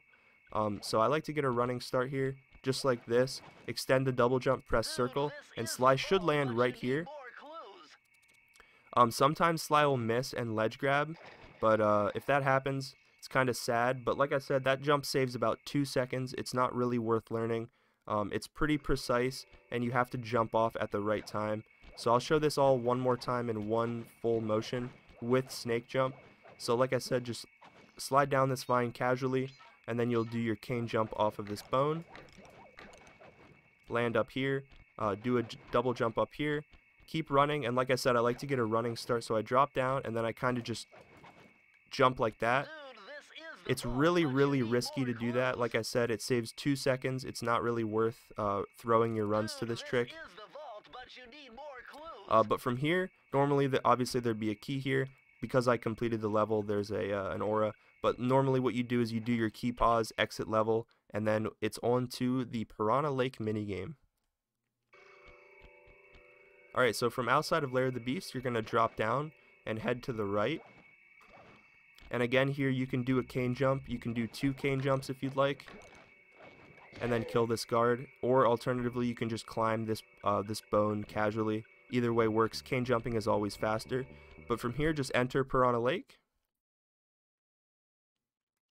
As soon as you enter the level, pause the game and restart the level. This skips the cutscene and puts you right in the vehicle. So there's a few things I want to mention about this minigame before I start. And this minigame is essentially all RNG. You basically just light 25 torches in the time limit, and all of the fish that sort of swim around, their paths are random and their spawns are random. So there's only so much you can really do here. But I'll show you the strat that I like to do and the strat that you can try to perfect to maybe make this more consistent for you. So you'll restart the level to skip the cutscene, and then what I like to do here is I like to just wait a second before moving, just to kind of see which side has more fish, and the left side usually has more. So right there I got 5, and I'm immediately going to light all 5 of these torches here on the left side, and then from here I'm going to work my way back to the right, and as you can see, a bunch more fish spawned in the middle. So these are the fish I'm going to go for now. Hopefully I can get at least 5 here. So this is looking good. We got 5. So I'm going to grab this one here and do again the same thing, light all the outside torches there. And then again there's going to be more fish towards the middle. So here is where it gets a little more confusing. So depending on where your fish are, you'll want to go outside or inside. So outside meaning these torches here on the right. So these are outside torches, and the ones I already lit are the inside torches. So as you can see, there's a lot of fish on the inside. I probably should have went on the inside here. But what I'm going to do is I have three flamethrower lights right now. So I'm going to light these 3. So 1, 2, 3. I'm going to grab some more fish over here on the left. And I'm going to light these 3 as well. Head back towards the middle because I see a bunch of fish over here on the other side. Try to get 4 if I can. Okay, so that's fine. Now what I'm going to do is I'm going to light these 2 torches in front of me and then head back to the left and hopefully finish the left side. So 1, 2, and then obviously trying to pick up extra fish on the way. Nice. So there's the next 2. Now the rest are on the right side, and as you can see there's a bunch of fish right there waiting for me. So this is perfect. So I'm only going to need to pick up 2. So 1, 2. Light the rest of the torches here. Obviously I missed one, so I'm going to have to pick up another one. But right there would have been your fish, so that would have been actually a really solid fish attempt. Like I said, just try to follow that strat. And that was actually a really good fish, so I'll definitely take that. But like I said, I'll show this off one more time, kind of what I did. So as I spawn, I wait here for half a second just to see which side has more fish. I normally go left. I try to light all of these far torches first, so all of these right here. And then from here I like to turn around, go back to the other side, getting fish along the way. I like to light these 5 torches if I can. And then this is where I start to go outside, trying to get some of these outside torches, looking towards the middle just to see if there's any fish. If there's a lot of fish in the middle, I'll cut back through, grab some of the fish, and then I'll light some of these inside torches as well. But you want to do is you want to balance your inside and outside torches, and you want to try to stay on both sides as evenly as possible. So I want to spend as equal amount of time on the right as I do on the left. But there's really, it's kind of, like I said, it's all RNG. There's not really a whole lot you can do to make this consistent. Just try to do the same thing every time. Try to perfect your RNG in that way. And obviously when you're done, drive up the ramp.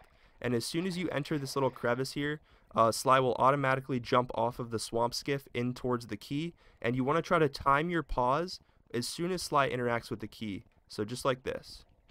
And if you do it right, you'll pause, the autosave comes up, and then from here you can view map and go back to the swamp's dark center. So just press left once and then X. If for some reason you miss the pause, if you miss the pause and you don't see the autosave, just close the pause menu, let Sly pick up the key manually, and then just continue on like this. So if you got the pause, you'll spawn here. This is perfect. This is the optimal place you'll want to spawn. If you miss the pause, you'll spawn right outside of the Piranha Lake minigame. So inside this cage, you'll have to climb your way out manually. And then from here, there's 2 separate things you can do. So one of the tricks, again, is advanced. The other is beginner. I'll show the beginner route first. You'll spawn here and you'll run to the right. You'll jump on this bounce pad, grab onto this pole, jump around to the left, circle on this, jump across, kill the guard, and then enter Grave Undertaking. Instead of doing that, you can do a slightly faster trick. This is called Hulla jump, and this is pretty precise, but you can do it as well. So you'll spawn here, and instead of running to the right, this is the more advanced strat, you'll run to the left, jump on this bounce pad, and then you want to run forward and double jump right at the end of this this platform here. And some people like to slope jump off of this little like spike right here. That is not necessary. It makes it harder to do that. Just ignore that completely. Just run up, jump at the last second, and try to ledge grab right here. Like I said, this trick is kind of rough. It's pretty precise. It might look easy, but it's really not that easy. It's very easy to miss it, but you'll ledge grab here, jump up, kill the guard, and then enter Grave Undertaking.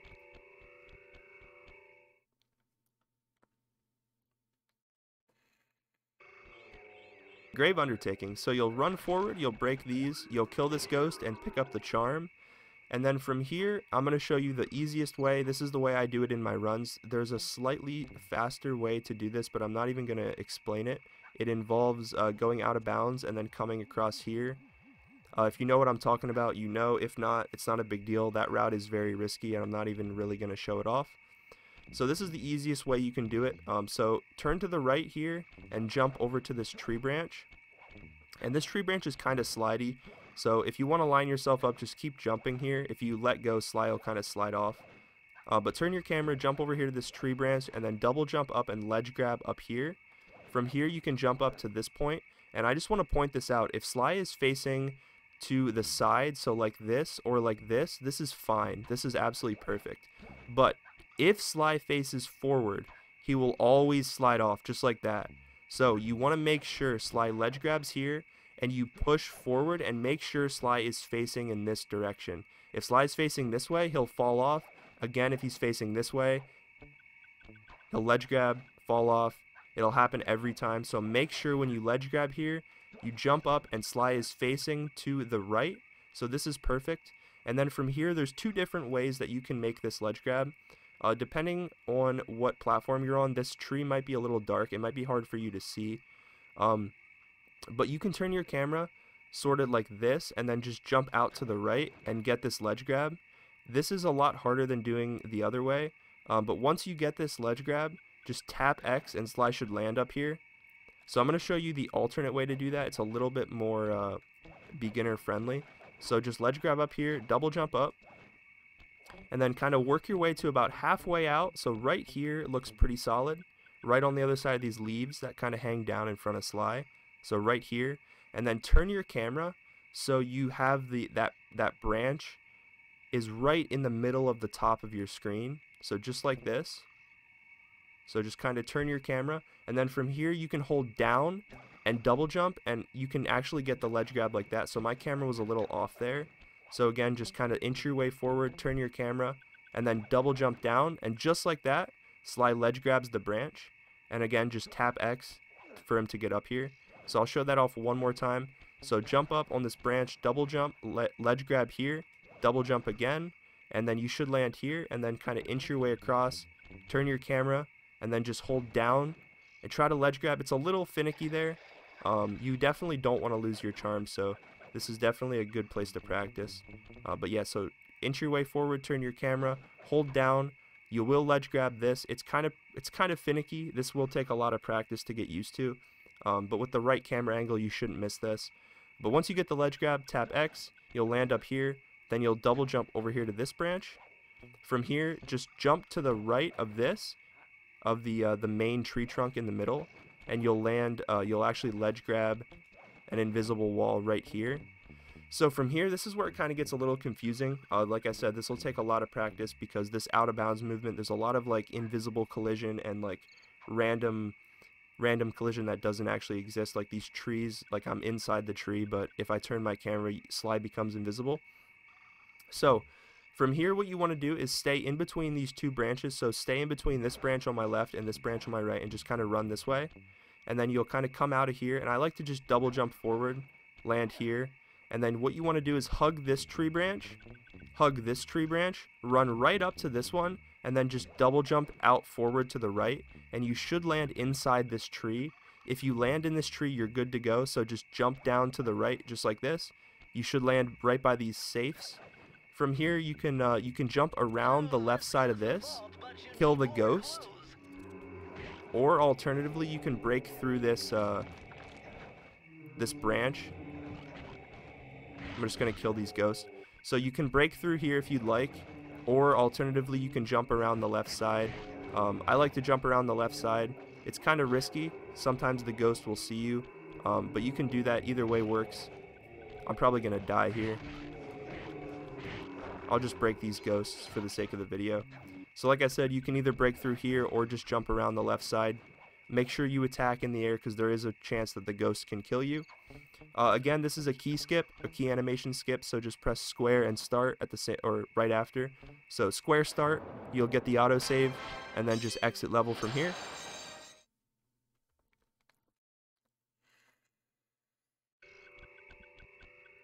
As soon as you come out of Grave Undertaking, immediately turn around, and we're going to do another slope jump.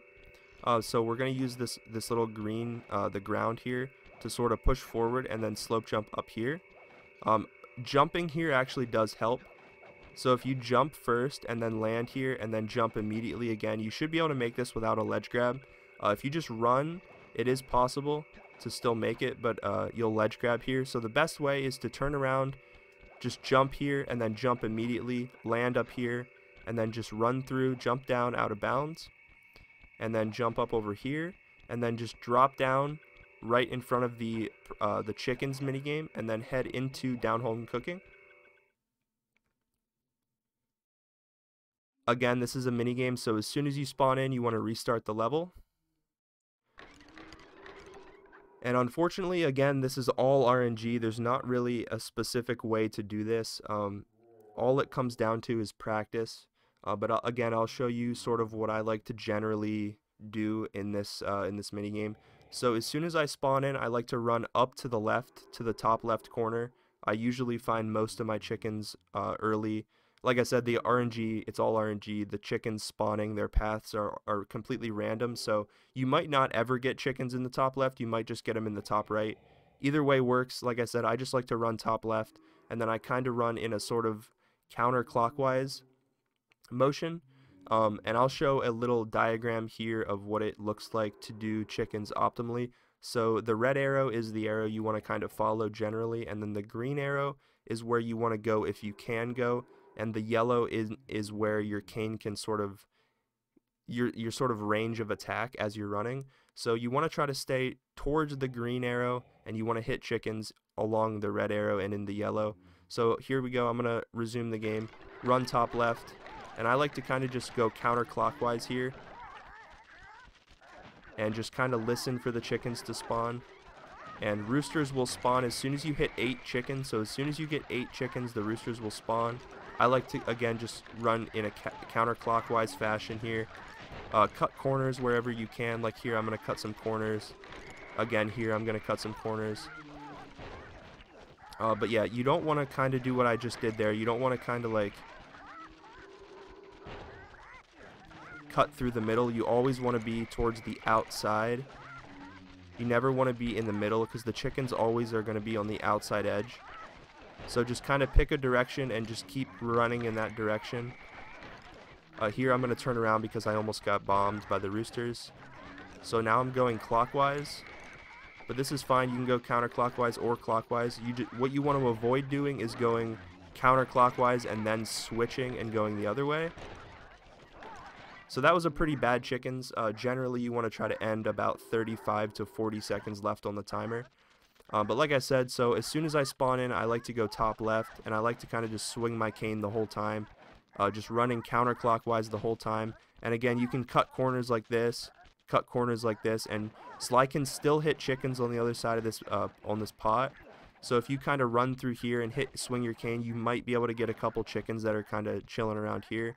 Again, you can come down here, you can cut some corners, cut a corner here maybe if you'd like, you can cut another one up here. But generally you want to avoid going like this. You want to like get some chickens here, turn around, get some over here, turn around again. You want to avoid kind of backtracking. You always want to be running in a sort of clockwise or counterclockwise fashion, always running in circles, getting new doors to spawn chickens. But again, so this is that was chickens. Like I said, it's all RNG. The best thing I can tell you is to just practice. The mini games don't really get easier, so practice goes a long way. But here we're going to skip the key animation again. So what we're going to do, instead of just swinging the cane and pausing, we're actually going to jump, then swing the cane and pause. So it's the same thing. Jump, swing the cane, pause. You'll get the autosave. And then from here, just exit level.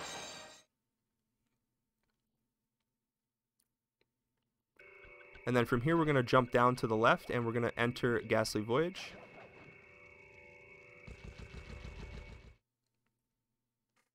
And as soon as you spawn in, immediately push forward That vehicle seems to be and get on the outfitted with boat. some sort of high-energy And I like to camera. stay in the front left. Use the left analog stick to move, and aim the right analog stick in the direction you want to shoot. Remember, you can always shoot in one direction while moving in another.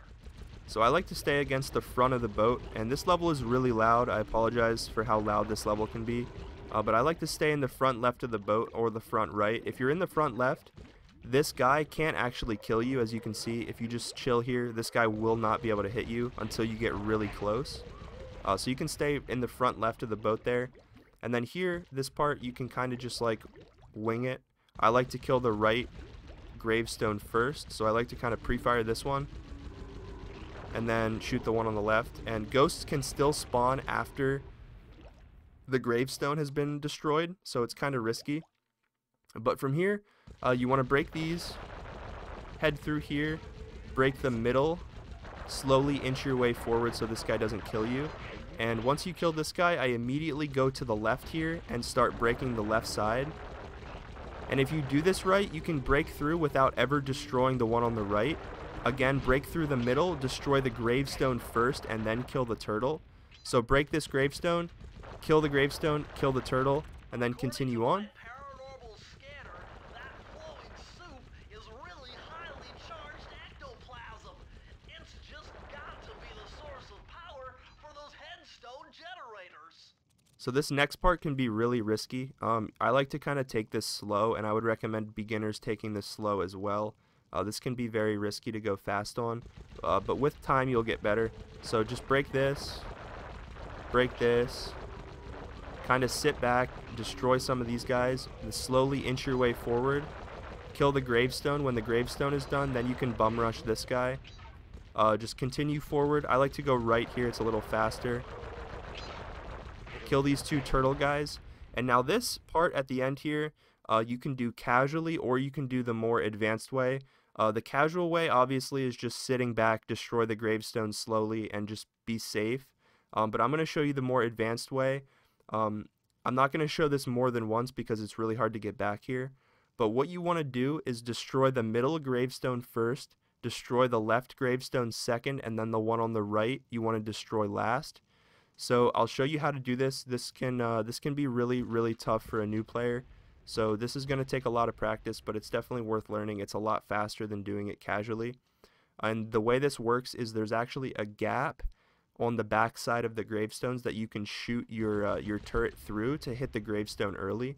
So that's what I'm going to do here. I'm going to go down the middle. I'm going to start shooting the gravestone in the middle, and then I'm going to destroy the two gravestones on the left and the right from behind. So that's what I'm going to do here. Go down the middle, destroy the one in the middle first, come left, destroy the one on the left, kill these ghosts, and then I kind of just chill here and break the gravestone from behind like that. And that was really fast. That was perfect, so just practice that. And that's Ghastly Voyage.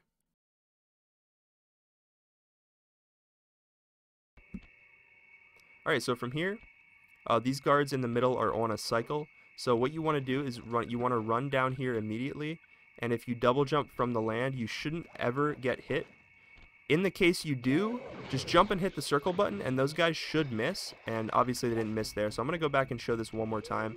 So normally what you would do is you do something like this. You'd come over here, double jump, and then you're good to go. You can avoid these guys completely. They won't, if you do your movement right, they'll never actually spot you. But in the case you do get spotted, if you wait and try to time your jump and your circle, they'll actually miss their attack. So just like this. So just like that, you can actually avoid both attacks. I got kind of unlucky there, but I'll show you that one more time here. So as soon as you come out of this level, just start running forward. Double jump, hit circle. Double jump, hit circle, and you shouldn't ever get hit there. But like I said, in the case you do get spotted, you can try to save it by jumping and hitting circle. So just like that. I like to actually double jump. Maybe that was the problem. So jumping and hitting circle will make their attacks miss for some reason. So that's a little tip I can give you. But from here, just enter Descent into Danger.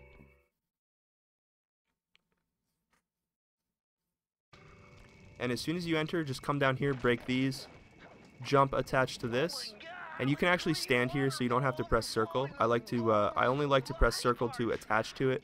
And then I double jump, land, and then I double jump again to get over here. It's a little bit of a faster movement optimization you can do. Now here there is a trick called bone jump, and this is what bone jump looks like. If I could actually get it. So this is what bone jump looks like. It's a pretty tough cane jump. It's one of the hardest cane jumps in the game. I'm going to kill this guard for the sake of the video. But this cane jump, like I said, is very tough. It's one of the toughest in the game to do. But the general idea of this cane jump is to run out to the right so Sly can sort of reach for the cane. So you don't want to jump right at it like this. You want to kind of jump out to the right. And then as soon as Sly grabs the bone, as soon as he grabs it, you want to extend your double jump again. So extend double jump, circle, extend double jump, just like that. So double jump, circle, double jump, and you'll land right up here. You have to be very fast because this guard will kill you. So kill that guard if you do. This is an advanced strat. I wouldn't recommend a beginner learning this. It's very difficult, and you'll miss it probably 8 times out of 10. But this requires a lot of practice. This requires a lot of timing. But once you get that down, it's a lot faster. If you don't want to mess with that and you think it's too difficult, just come over this way, climb this pole like normal, and then climb up to this edge. And this guard will not be able to spot you from here, so you can climb all the way to the top of this. This guard won't see you. Wait for him to turn around, and then you have the option you can cane jump this as well. So just like that. So just jump off. So I like to hold forward here, and then like right now I'm holding forward. And then I kind of I jump, circle, jump, jump. So jump, circle, jump, jump. So just like that. Or if you don't want to do that, you can actually just make this with a double jump. So if you hold forward and aim your camera in the right spot, you can actually just double jump it. It's really, really close, but you can make that double jump. So you can do that instead. I like to cane jump it, so just X, circle, X, X. That's a little easier. But then as soon as you jump up here, kill this guard. He's always on a really, really rough cycle. But yeah, so you can try bone jump, or you can try the opposite, the backup. So the bone jump saves like 10 seconds over doing the backup. So it's definitely worth learning. But it's really, really bad to do in runs if you don't know how to do it, or if you're not very confident in the trick. So in runs, I would definitely recommend a beginner just do the backup. But from here, jump on this safe, and then you want to double jump and ledge grab this little wooden post here. Tap X to jump up, turn around, and then turn your camera this way. And what you're going to do is you're actually going to land right here on this kind of outcrop. So just double jump over to it, double jump over here. And this is where we're going to learn a trick called scuba skip. So scuba skip is very interesting. For whatever reason, there is no death plane in this water down below me. But there is, so I don't know if you can see, but right down below me here, at the very bottom middle of the screen, there's sort of a dark water, and then there's a sort of lighter green water in the tunnel. So the light green water is the death plane, and the dark green water is the safe spot. And as you can see, it's kind of on an angle, so the left side over here is a lot more lenient than the right side. So what you want to do for this, and this is going to take a lot of practice, this is kind of a difficult trick to learn, but it saves so much time that I recommend everyone learn this trick. It's really not that bad once you learn it, so everyone should try to learn this trick. But what you want to do is kind of turn your camera like this so you can sort of see what you're doing. And the idea here is that you want to jump from this middle platform, from the back of this middle platform, just like this, on the edge. You want to jump out to the left, and then sort of curve back in, and you want to land, try to aim sort of, let me see if I can line this up to show you. You sort of want to double jump and aim right for this little corner right here. So it should look something like this. So I'm going to land right on here on the outside edge of this corner, and you can ledge grab this if you'd like, and then just tap X to get up. But you want Sly to be tiptoeing on the edge of this, and you can turn your camera in any way. I kind of like to turn it like this, just so I have just so I can see the gap I'm aiming for, which is right here. It's kind of hard to see through the waterfall, but this is the gap I'm aiming for right here. So I kind of just jump and then let Sly sort of. I don't want to jump and move immediately. If you jump and move immediately, you'll get this momentum like this. That's not what you want. What you want is you want to jump and then move in the air, so you get this slow sort of move to the left, right? So from here on the corner of this thing, you want to jump and then move to the left. So it's going to look something like this. So jump, move to the left, and sort of push forward at the same time. So it's jump, up, left, and then move to up.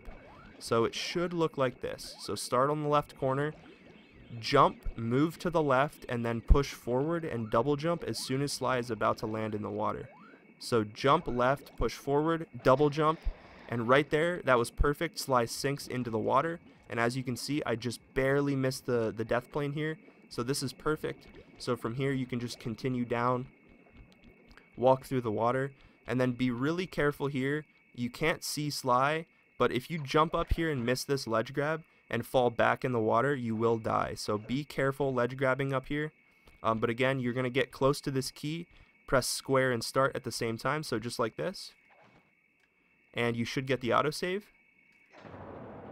Then instead of exiting level, we're actually going to view map, and we're going to press right, and this should take us right to down home cooking.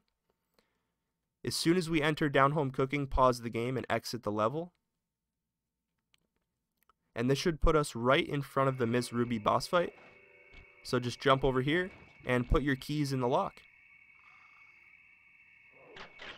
As soon as the keys are in the lock, you can jump over to this platform, drop down, and then jump on the cauldron and enter the Ms. Ruby boss fight.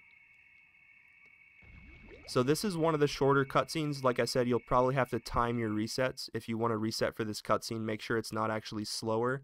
But as soon as you hop in, you can see the autosave. You can quit the game and then come back in.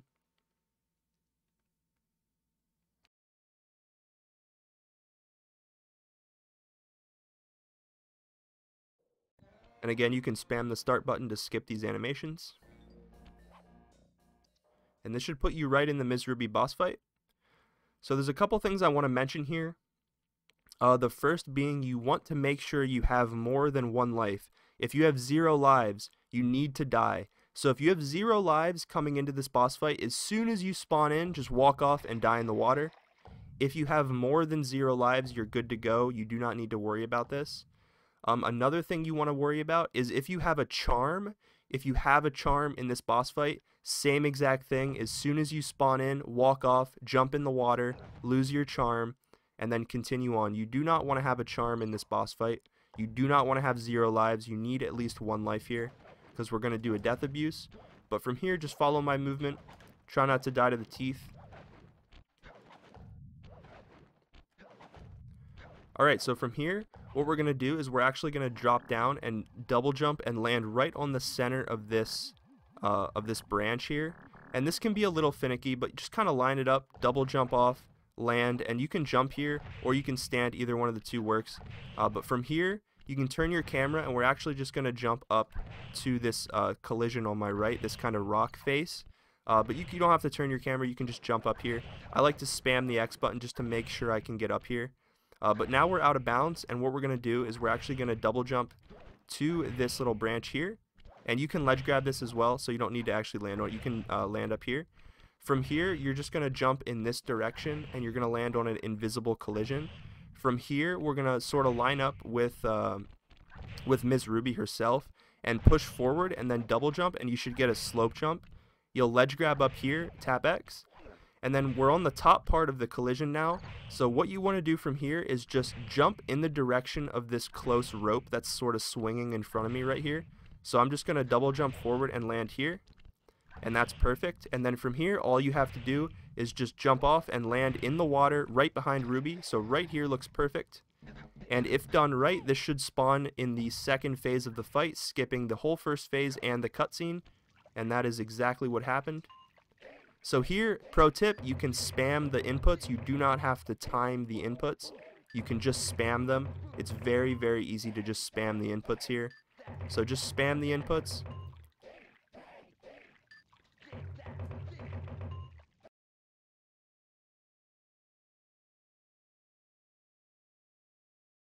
And then at the end here, you can just hit her.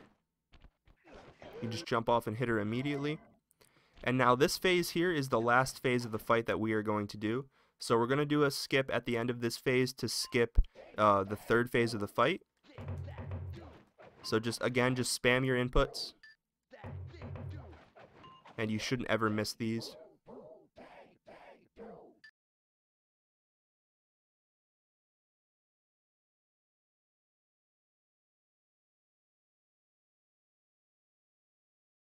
Alright, so on the last phase here, there is a trick, like I said, we're going to do to skip the third phase of the fight.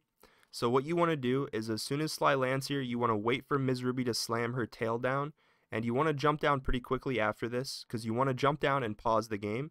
So here I'm just going to wait, drop down, pause, and as you can see, I'm right up against Ms. Ruby. I have the game paused, and what you want to do from here, now this can be kind of weird, it can be risky, it can be a little scary for sure. But what we're going to do here is we're going to exit the level, and we're actually going to hit Ms. Ruby twice as we exit the level. So we're going to press X to exit the level, and then immediately hold forward and spam square. And if you do this right, Ms. Ruby should skip all of the third phase. You should beat the boss fight, skip the last cutscene, and get sent back into the hub. So again, we're going to pause the game here. Make sure you're up against Ms. Ruby just like this. Make sure you're right up against her. And go down to exit level. As soon as you press X, hold forward and spam square. So just like this. And you won't see an autosave, so it's really, really scary. But this did work, so that's perfect. So that's actually perfect. So from here, what you want to do is we're going to need 2 charms for World 4. So after you exit level from Ruby, press select and view map back to Grave Undertaking. Now, depending on how many coins you have here, so I have 18 coins, which means there's no way I'll be able to get 2 charms for World 4. So if you have like 80, 90 coins, you only need to pick up 1 charm here. But I only have 18 coins, which is really, really low, so I'm going to need 2 charms here. So what I'm going to do is I'm going to move forward. I'm going to pick up this charm. I'm going to save the game. And then I'm going to load the game. And do the exact same thing again. I'm just going to pick up another charm. So walk forward and then pick up this charm. And you don't actually have to save the game here. As soon as you see the charms on your back, you can view map and go to the hideout. And now this is where you'll see if you actually beat Ms. Ruby. So if you scroll over to the World 4 and Murray is chilling in front of it like this, that means you didn't kill Ms. Ruby and you'll have to go back and do it again. But obviously I did kill Ms. Ruby. I got my charm, so now let's enter World 4. And again, as soon as you see the Sly logo fade out, you can reset your game.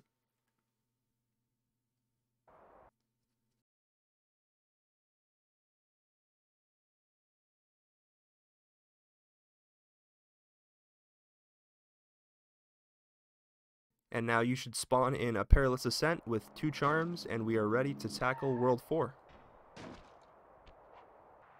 So Perilous Ascent should look a little bit like this. So you're going to run up the right side here. Kill this guard. Walk up here and kill this guard as well.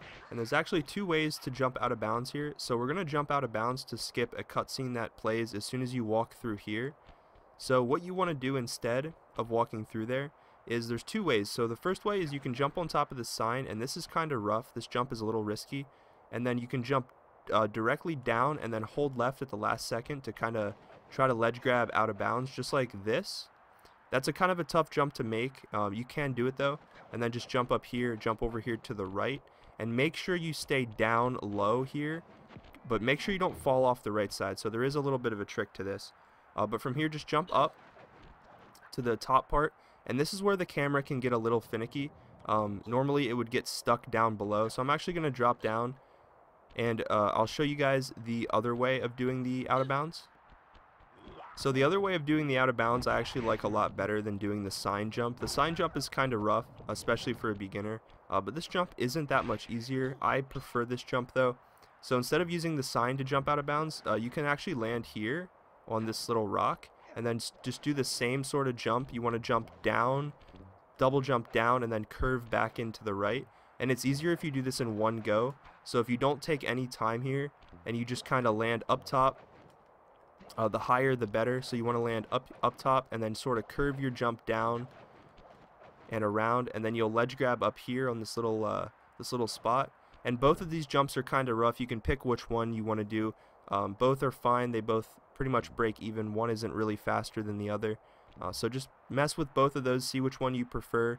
But from here, like I said, just continue, stay low here, double jump up here, And then here the camera, like I said, can get a little weird, so just kind of try to stay up top. If you want, you can jump over here to the left side. It might make it a little easier to see. You can drop down and kill this guard when you feel safe. And then from here, just continue across the bridge casually.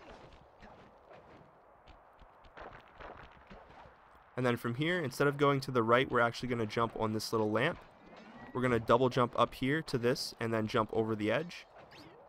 And then from here, just avoid the icicles. Try not to die here.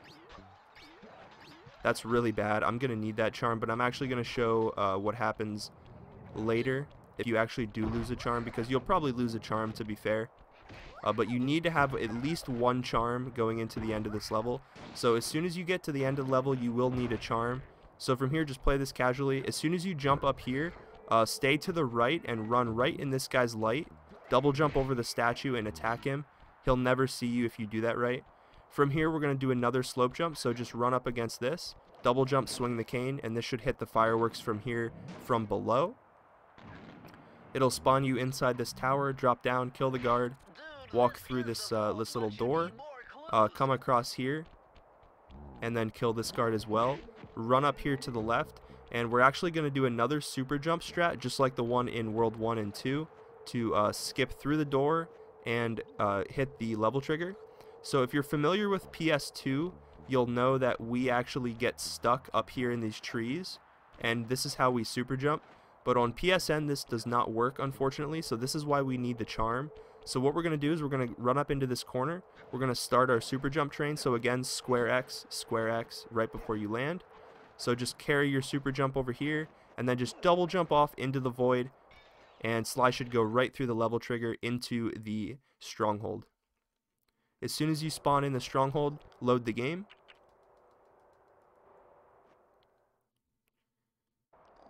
And now this is where you will spawn. So this is where you will need another charm. So in the case you don't have a charm here, there is an easy way to get one. I'm going to show you the beginner route. But for the more advanced players, you probably won't take damage in Perilous Ascent. It's really easy not to take damage in that level. But I'm going to show you guys what to do if you do need a charm here. If you already have a charm here, you're good to go. So just follow along here. So there is a cutscene that spawns right here. So do not run to the right.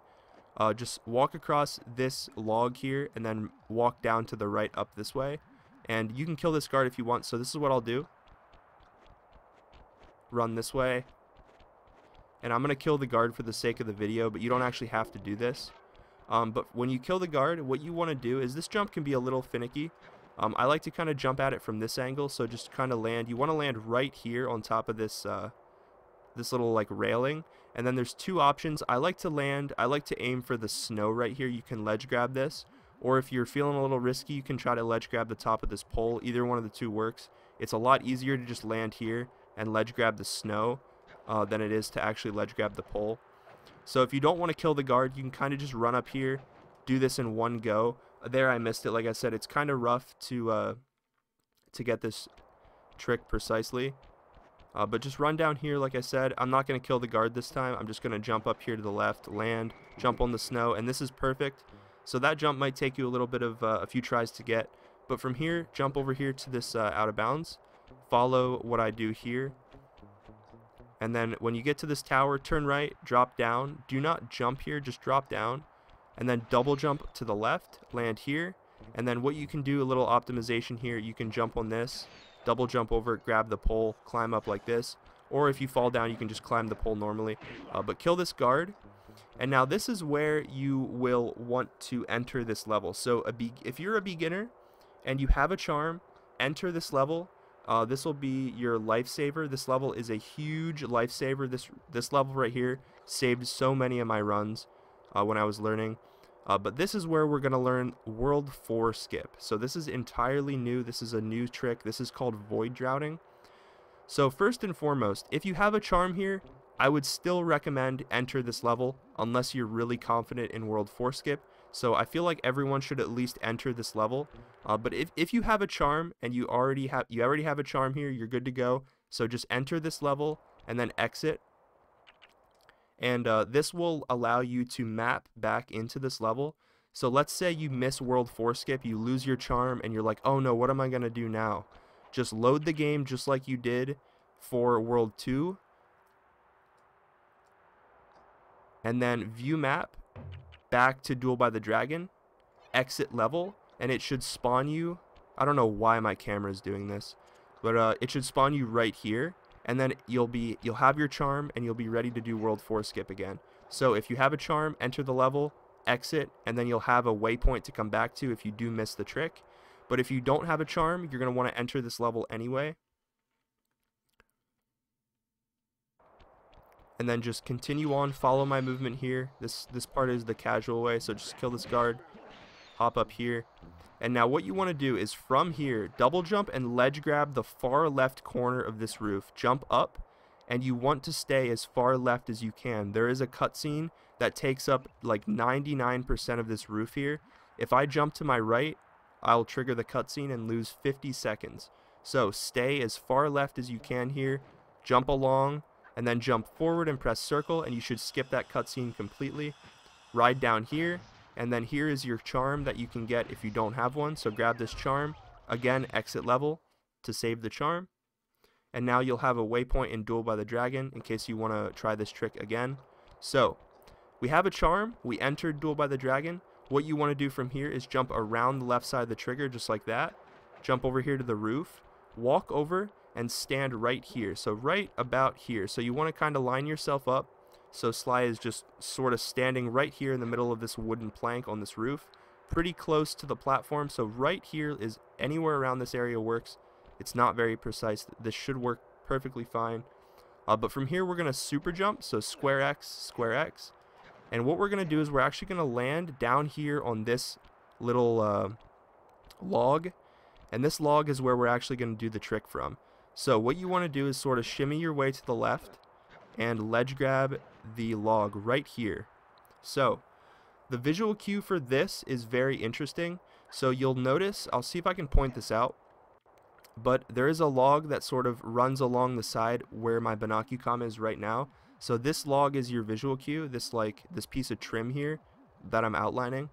So this is what you're going to look at. So you're going to ledge grab the log just like I said, and you want to make a little bit of a gap between that piece of the trim and Sly's backpack. So right now, this is perfect. So as you can see, there's a little bit of a gap between the trim and Sly's red backpack. Maybe like, I don't know, the width of his leg. That's all it really is. It's a very small gap. So from the ledge grab, hold down right on the D-pad, so down and right at the same time. So as you're ledge grabbing, so right now I'm holding down right, and what I'm going to do is I'm going to hold the X button. So I'm just going to single jump and just hold X, and Sly should get a void drown.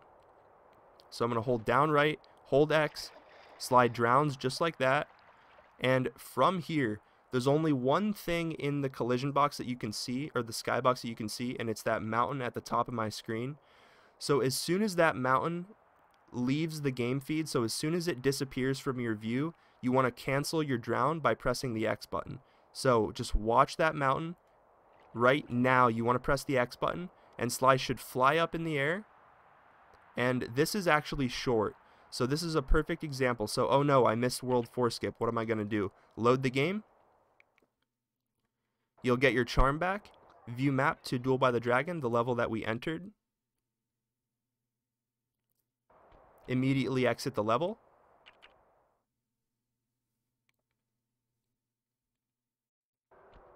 And this should put you in the perfect position to try World 4 skip again.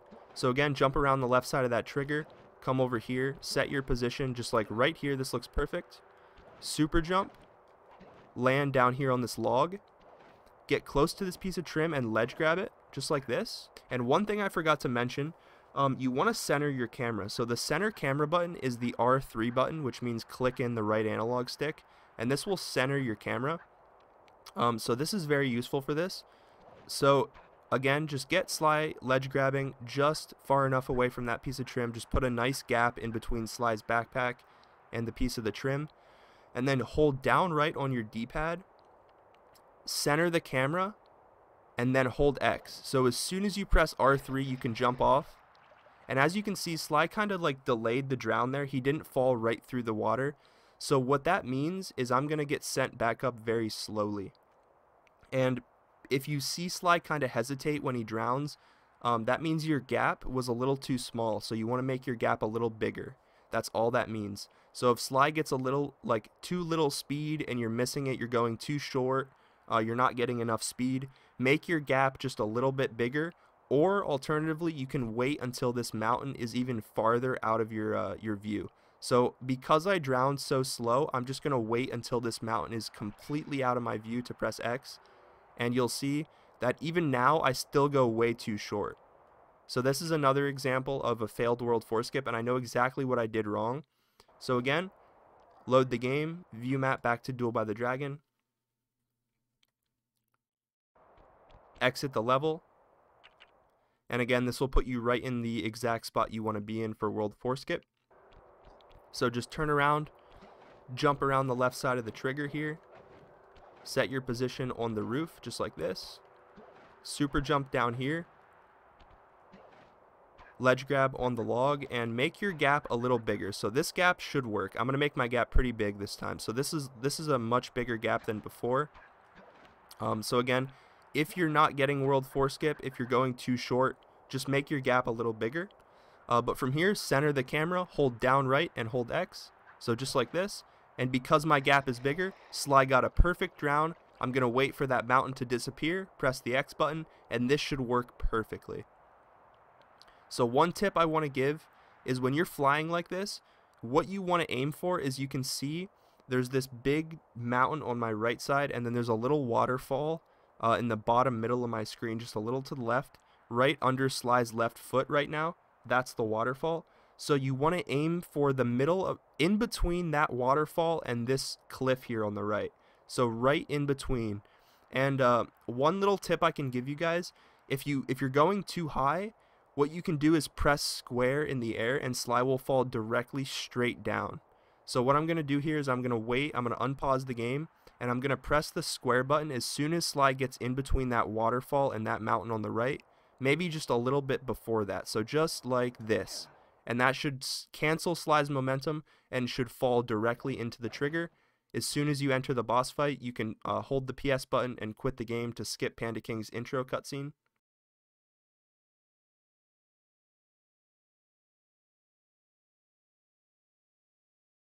And this will put you right in the Panda King boss fight. But before I go over the Panda King boss fight, I want to go back to World 4 skip, and I want to show it one more time in real time, just so you guys get an understanding of what the full trick looks like as soon as you spawn into the World 4 hub. Alright, so upon entering World 4, you should have a charm, and this is what World 4 skip will look like in the full motion, in one full go. This is what it should look like. So again, I'm not going to kill this guard here, I'm just going to jump up. You can kill him if you'd like, it doesn't really matter. Again, just run along this out of bounds section. Run along here, drop down, and then jump over this way. Jump on this pole, jump over to this pole, press circle. Kill this guard. Again, if you'd like, you can enter this level for safety. I'm not going to enter it because I'm very confident in this skip. Set your position right here. Anywhere around here works. The farther, the closer you are to this platform, the better. So right here is perfect. Super jump down to the lower log, ledge grab, and again, make sure your gap is big enough. If it's too small, if the gap between the trim and the backpack is too small, you won't drown. Center the camera, hold down right, center the camera again, and hold X. As you can see, Sly got a good drown, so I'm going to wait till the mountain disappears, press the X button to cancel, and this should be perfect. Again, you can press square to cancel Sly's momentum in the air. It doesn't look like I'm going to need to here, but I will anyway, so right there, press square. Perfect timing, perfect World 4 skip. Again, upon entering Panda King, just reset your game to skip the intro. And now I'll explain Grim Panda. Upon entering the Panda King boss fight, you want to zigzag your way up to him, so go right, left, right. And then hit him 10 times, so count to 10 here. Just hit him 10 times, he'll go into his scared phase. And now I'm going to explain a trick called Grim Panda. And Grim Panda should look something like that, where you hit him in the air and then cancel his knockback animation, and he'll get stuck in this scared phase. So you can hit him 10 more times. And on the 11th hit is when you want to do Grim Panda again. So Grim Panda essentially is just X and square at the same time. So like you want to do a vertical swing just like this. You don't want to do a horizontal swing. This is bad. Doing this is bad. You want to get a horizontal, or a vertical cane swing just like this. So X and then square immediately after. You can kind of fat finger it. It's almost like a square boost from Sly 2 if you know what a square boost is. but it's X and then square immediately after, like maybe 1 or 2 frames after pressing X, you press square. So just like that, and then you want to spam X, so X and square and then spam the X button. And if you're not getting it with that, what you can do instead is press X and square, spam X, and as you're spamming the X button, just hold forward on the D-pad or just tap forward. Either one of the two works. This is what saved me. I was getting Grim Pandas pretty inconsistently, and then I decided to just tap forward. Just one little bit, one small tap forward is all it took for me to get the trick. So again, move right up next to Panda King, so run right up against him so you can't get any closer. And then do your vertical cane swing, so X and square, and then mash X as you're falling, and just tap forward once or twice. It should get you a little closer to Panda King, making it all that much easier. So again, get really close, do the thing, and that was perfect. Again, hit him 10 times. 1, 2, 3, 4, 5, 6, 7, 8, 9, 10. On the 11th hit is when you want to do your Grim Panda. So again, get nice and close to him. Do your X and square, spam X, and tap forward. Just like that. Again, hit him 10 times. 5, 6, 7, 8, 9, 10. Get close to him. X square, spam X, tap forward. Just like that. Hit him 10 more times. 5, 6, 7, 8, 9, 10. And this is the last hit. So what you want to do here is you want to jump, swing your cane, and pause before Sly lands. You have to pause the game before Sly lands, or this will not work. So jump, swing your cane, pause. Just like that. And then what we're going to do here is we're going to view map, go back to the hideout, and now it's on to the final world in the game. So when you enter the hideout, what you want to do is go over to World 5, and instead of resetting your game, we're actually going to watch this cutscene. We were on our way to the Krakkarov volcano in Russia. While looking over what little information I had on the final member of the Fiendish Five, I began to notice something. In the 4 parts of the Thievius Raccoonus recovered so far, several of the pictures depict a shadowy owl-like figure, which looks very similar to the police images of the mysterious Clockwerk. Is this a strange coincidence, or is there something I'm missing? So watching that cutscene is actually faster than resetting your game, even on the fastest version. So you should always be watching the intro to World 5 cutscene. And immediately hold square to break the lock in Hazardous Path. So just hold square. And now this level is essentially just playing the level casually. Just try not to die. That's all I can really say here, is just try not to die. Break the mines as fast as you can. If you're new to the game, this level might take you a few tries to get used to, but it is a lot easier on this version of the game than it is on PSN. So like I said, just play casually, try not to die. This is an auto-scroller. My scanners indicate the Clockwerk is holed up in that owl-shaped tower. First things first, we've got hostile robo-falcons at 12 o'clock, Sly. And I like to kind of pre-aim in front of where the birds are going. I also kind of like to swing my analog stick left and right like that. And then here you can kind of sweep over these rocks back and forth. And these rocks can be really scary sometimes. But from here, this is good. So again, just play casually, try not to die here. You can pre-shoot the birds. Heads up, the robo-falcons are back. And practice goes a long way here. Learning where the birds spawn and all that is very useful. Learning where to shoot, how to move your analog stick is very useful as well. But this level is pretty simple. Like I said, it's an auto-scroller, doesn't really require a lot of practice. Just try not to die, because if you die in this level, it is a massive, massive time loss. It's like 2 minutes depending on where you die. Try to destroy these boulders as fast as you can. I like to destroy the mines first, but the boulders can be destroyed first as well. You can turn your camera here and get a weird pre-fire on one of those falcons. It doesn't save any time, but it looks cool, so you can do that if you'd like.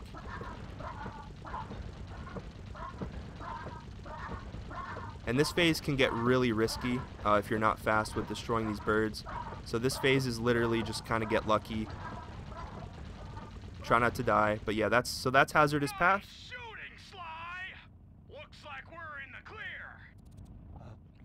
And now we're on to the last minigame of the run, Burning Rubber.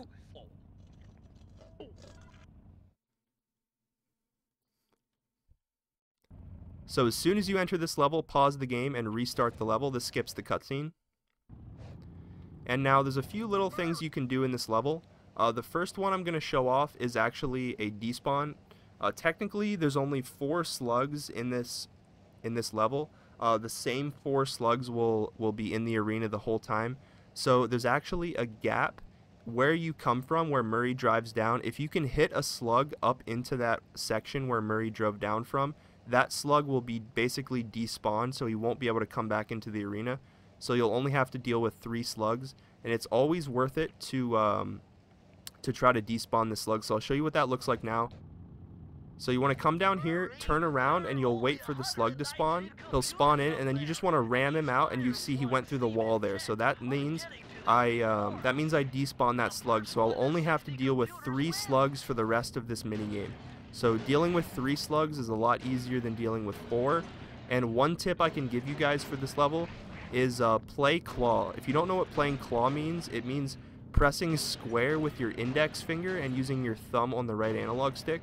So I can control my camera, drive around, and use the battering ram all at the same time. Try to keep your camera facing the middle of the arena the whole time, just like this, so you can see all the computers, you can see the slugs. Try your best to keep your camera facing the center of the arena. Playing claw here makes this a whole lot easier. So even if you're not comfortable playing claw, I would still recommend doing it for this level in particular. But yeah, playing claw makes this very easy, and like I said, despawning that first slug makes the computers a lot easier to manipulate and get better RNG overall.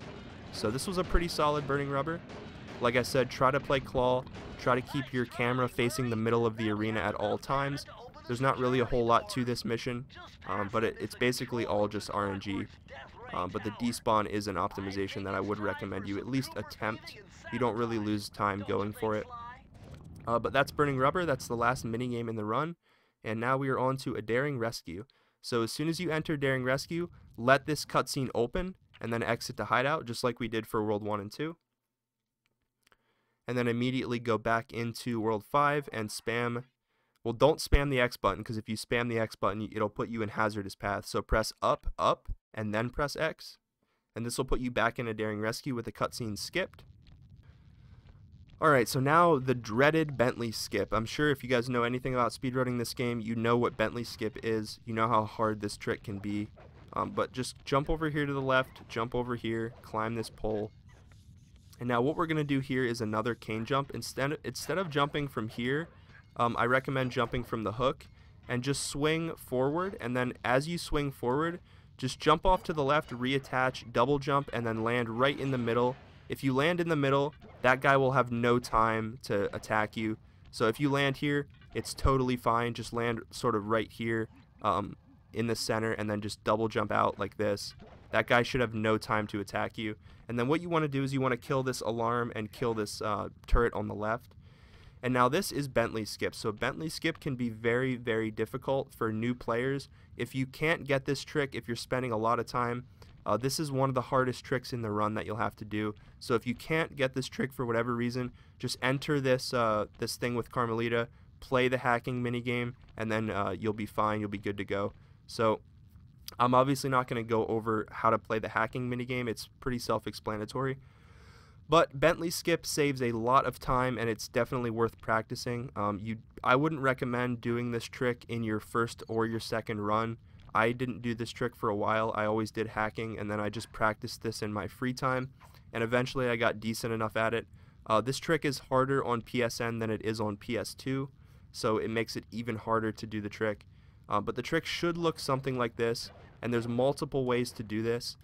But that is... Oh, the camera just crashed. That is actually really, really rare. I don't think I've ever seen that happen. But that was Bentley Skip, so now I'm gonna... I don't know why the camera crashed, but... I'm going to restart my game, and I'm going to show you... I'm going to explain how to do Bentley Skip and a few different methods as well.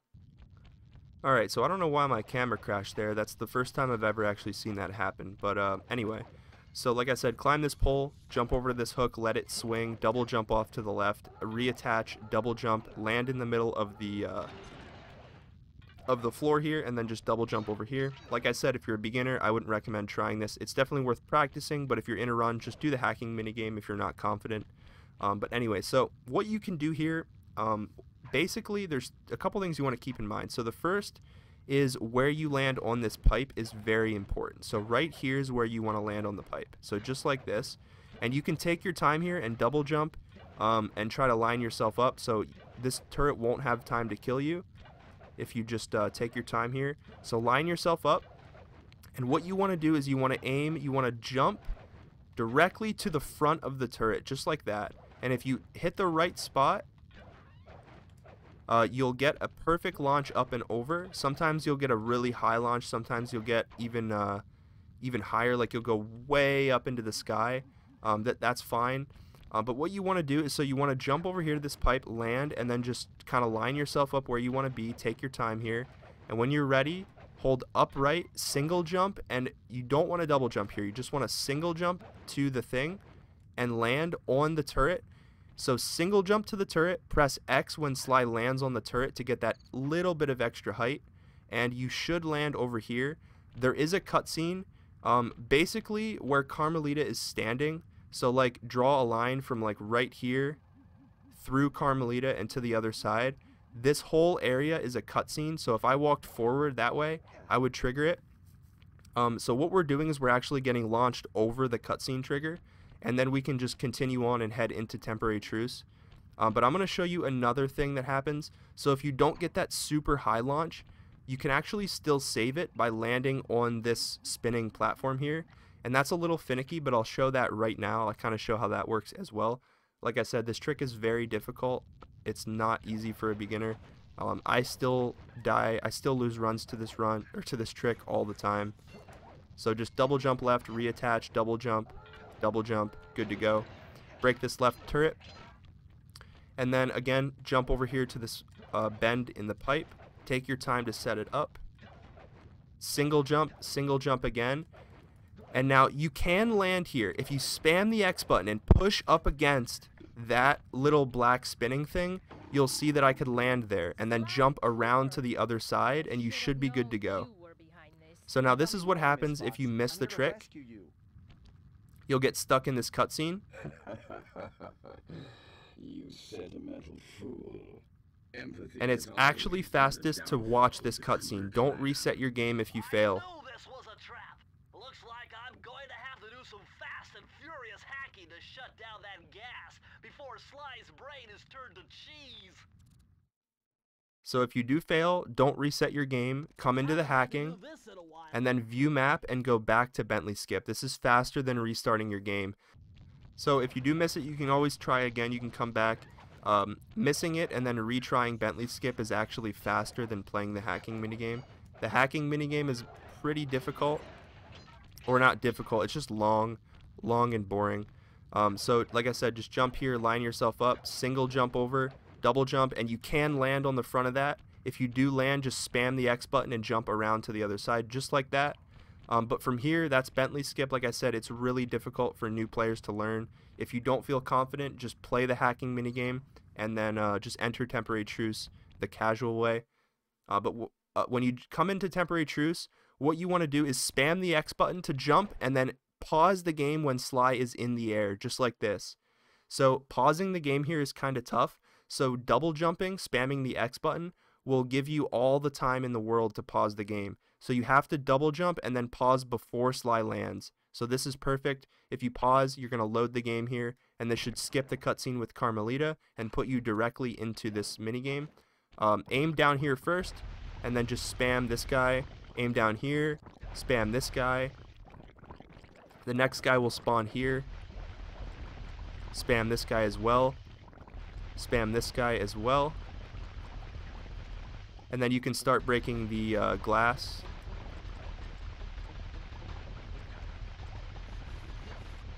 Then make sure you don't let these guys get out, so spam those two falcons that spawn out of those windows, and then go back to breaking the glass here. You want to make sure you have all this glass broken before Sly gets up to this point. And I like to kill these slugs. Sometimes you don't have to, but there is a chance that they can catch up to Sly and kill you. So be very careful. Just kill the slugs. And that's temporary truce. Very, very simple. So we got 2 levels left. Sinking Peril and then obviously Clockwerk. So now we're going into Sinking Peril, and this is the last big platforming level of the game. So as soon as you spawn in, pause the game, load to skip the cutscene. And I'm going to show you some of the optimizations you can do here. So first of all, you can double jump and press circle to skip that. And you want to be fast here. So this hook is another cane jump, and it's pretty simple to make. I'll show that one more time here. So again, just jump to it, let Sly get his momentum, and swing up there. You will have to cane jump that one, so I'm going to load again and show this in real time. So this is another cane jump. Like I said, just let Sly get his hook momentum, swing forward, and then reattach to the hook and jump off again. So here we go. I'm gonna attach to the hook, reattach to the hook, double jump off, and you'll land up here. You want to walk back so the Bentley dialogue spawns in. Break 2 of these gears and double jump and ledge grab this gear. Tap X to land on it. It's a little weird sometimes. But when you're landing here, you can jump down to the left and press circle, and this should land you up here, skipping that small section there. From here, you can head up this rope as normal. And here, you can just climb this pole or cane jump it. I like to just jump around this. It's kind of risky, but you can do that as well. And then now here is a trick called Sinking Peril Cane Jump. And this cane jump can be very difficult for new players to learn as well. So I'm going to load the game and I'm going to explain this all one more time, just so you guys can see what I'm doing. And that last cane jump that I showed there is all based on the cycle. So if you're too slow, you will not be able to do that trick. So again, here's your first cane jump. Let Sly swing, reattach, double jump off, good to go. Break 2 of these gears, jump up here, jump up here. That's very, very simple. Again, you can climb this pole or just cane jump it. I like to cane jump it. Cane jumping is always faster than climbing. Now here is Sinking Peril Cane Jump. This trick can be very, very brutal if you don't know how to cane jump or if you're not very good at cane jumping. But what the goal of this trick is it skips this whole next section of the level, saving like 28 seconds. It saves a lot of time. But if you're a beginner and you're not very good at cane jumping and this looks too hard or you're not getting it, just play the level casually. It only loses like 28 seconds, and you can always come back and learn this in the future. But this is very difficult to learn, and it also requires the whole level to be on the right cycle. So if you know anything about this game, you'll know that this level is actually on a cycle, and it's sort of swaying back and forth to the left, then to the right. And if you try to do this cane jump when the cycle is wrong, Sly just won't get any height because the level is moving in the wrong way. So the faster you get up here to this point, the better. So I think I made it up here in time to be able to get this on my first attempt. So yeah, that works. Now I'm going to drop back down and try it again. And you can see Sly isn't able to grab the thing, right? Only on certain cycles. So this is another example of a cycle affecting the cane jump. So this probably won't work. No, it does. So there's a few cycles that it doesn't work in, and you'll get the hang of it with a little bit of practice. Like this cycle right here, I can't make it. This one I can. So if the level is in a specific place, like if the level is moving in a way that is a little slow, you won't be able to make this cycle. But practicing this can go a long way. So I'll explain the movement for this trick now, and you can be the judge for yourself if you want to try this or not. Alright, so I got up here pretty fast. I didn't make any mistakes. So the first cycle should be good enough for me to make. So what I'm going to do is I'm not going to adjust my camera. And you'll notice that if you look in the background, that big long electric wheel, with those spinning platforms on it, you want that to be about right here. So Sly's character is to the right of that electric. If you turn your camera like this and the electric is on the right, you'll have to change your inputs. You can still make it with any camera. Like you could make it with this camera if you wanted, but I like to just leave the camera the way it is, which is like this, and then I like to just kind of hold up right, single jump off, reattach, double jump, and then press circle really, really fast. So the input should be X to jump off, so you're going to hold forward, you're going to hold upright here. So as Sly is climbing, just hold upright, don't let go of upright. You're going to jump off, immediately reattach to the pole. As soon as Sly grabs the pole, you're going to double jump off, and as soon as you double jump, you want to press circle. So there's a lot that goes on here, but it is just a normal cane jump, and then you're reattaching to a pole up top. So like I said, X circle, X, X circle. So that's all you have to do here. The timing matters a lot, Like I said, the cycle that the level is on also matters. But I did get up here very fast, so this first try should work. So like I said, jump off, reattach, XX, circle. You should make it up here if you hold the right angle. I'm going to drop back down, try it again. And as you can see, the level was on the wrong cycle there. Again, you can hold upright the whole time, and you should be able to make it depending on what your camera is. So like I said, hold upright, and then just kind of curve your analog stick, XX circle after you cane jump. So like I said, X circle, X, X circle. And again, the level cycle was wrong there. X circle, X, X circle. Perfect. That's the timing. From here, just climb up. Don't die to these electricity. It's really easy to die here, so just be careful. Climb to the top, and then jump off over here and finish the level. And this is the last level of the game, the Clockwerk boss fight. So as soon as you enter the Clockwerk boss fight, pause the game, load to skip the cutscene, and this will put you in the third phase of the fight. Fly to the top left, let him shoot at you, fly down to the right, and then just pre-fire his head. Again, fly to the top left, let him shoot at you, pre-fire his feet. Again, fly to the top left, let him shoot at you, pre-fire the tail, and lastly, fly to the top left, let him shoot at you, pre-fire the wing, and that's all it is in phase 1. So phase 1 is very simple.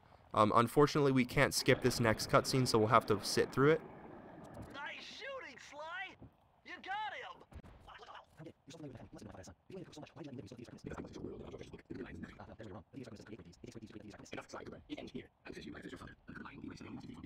Alright, so now in phase 2, you got to be really careful. Fly through the middle of these. The first wing will always be the one on the left. So just be ready for that. So the one on the left first, then it'll be the left side of the right wing, and this is the first one that you should be able to pre-fire. So if you fly right, you can pre-fire this one and then come back in just like that. It's a little risky to do that. The next one is going to be his face, so it'll be the middle. So again, you can pre-fire this one as well, just like that, to get a little bit of extra damage in. And then the last one is obviously going to be his right wing. So again, you can pre-fire this one. This one's a little more risky. If you do it like that, you can pre-fire it just like that. If not, just go through the last ring and then kill the wing like that. Either way, it works. Little optimizations there. So now is the third phase of the fight. This is a trick known as Clockwerk Jump, and I will show you the casual way first, and then I'll show you Clockwerk Jump. So Clockwerk Jump is a very advanced trick. It's pretty difficult, and it's the very last trick you'll need to do in the run. You jump from here all the way over to that pole there, and you can make that. Look how far it is, though. It's so far away. It's really, really risky. So if you're a casual player, just do this. Just follow my movement here, and you shouldn't have any issue. If you're a more advanced player, I will show how to do Clockwerk Jump, but I'm not going to spend too much time on it. You'll have to sort of practice it for yourself.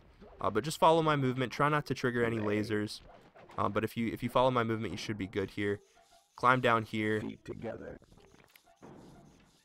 And then just kind of climb up this backside.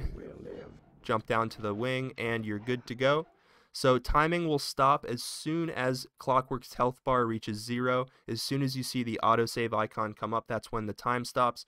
A little bit of an optimization. Instead of just standing here and pressing a square to hit him, if you tap forward a bunch like this, if you tap forward and hit him, you'll actually do more damage per hit, as you can see. So that's kind of interesting. It's a little bit of an optimization. But you got to be really careful tapping forward here, because if you get too far up to the left, he can just proxy you off, and you can just get sent into the lava. So you got to be really careful when you hit him here. But I'm gonna go back, and I'm actually gonna show you guys Clockwerk Jump. So Clockwerk Jump. So normally the laser or the alarm would not be active here. Normally you wouldn't have these triggered already, but because I went back around, I triggered one of the lasers. That's fine. There's two ways that you can do this trick. The one that I like the best is to just line my camera up sort of like this, and jump from this angle. Another thing you can do instead of just sort of aiming like this and then YOLOing it, you can actually just go back. Well, not go back, but as you're coming up from this way, don't touch your camera at all. Just kind of let the camera do its thing. So it should be in like the perfect spot for you to make this if you just hold the same direction. So I'm just going to keep holding, jump, and I landed on the wing there, which is super, super risky. It's really rare, but that can happen where you just barely miss the actual circle input and you land on the wing itself. But you can save that just like I did. I'm going to head back around and do it again. I'll do it with the camera turn this time. But like I said, you can YOLO that just like I did there. Just don't touch your camera at all and just send it. But if you want, you can kind of line it up like this. I like to turn my camera just a little bit to the right of the pole, and then I kind of just hold forward, extend my double jump, and immediately after I press X the second time, I'm going to mash circle. So it should look like that, and that's just perfect. That was absolutely gorgeous. This trick is really scary. It's really, really rough. It's stupid to miss it. But yeah, that's the last trick in the run. That's Clockwerk jump, and time stops as soon as you do the last input on Clockwerk. So just like that, that is the end of the run. If you have any questions, please leave it in the comments down below. I really appreciate you guys stopping by. I hope this helps some people learn the PSN route, and I hope this brings more exposure to the remastered version of the game. I love you guys. Stay safe. Thanks for watching.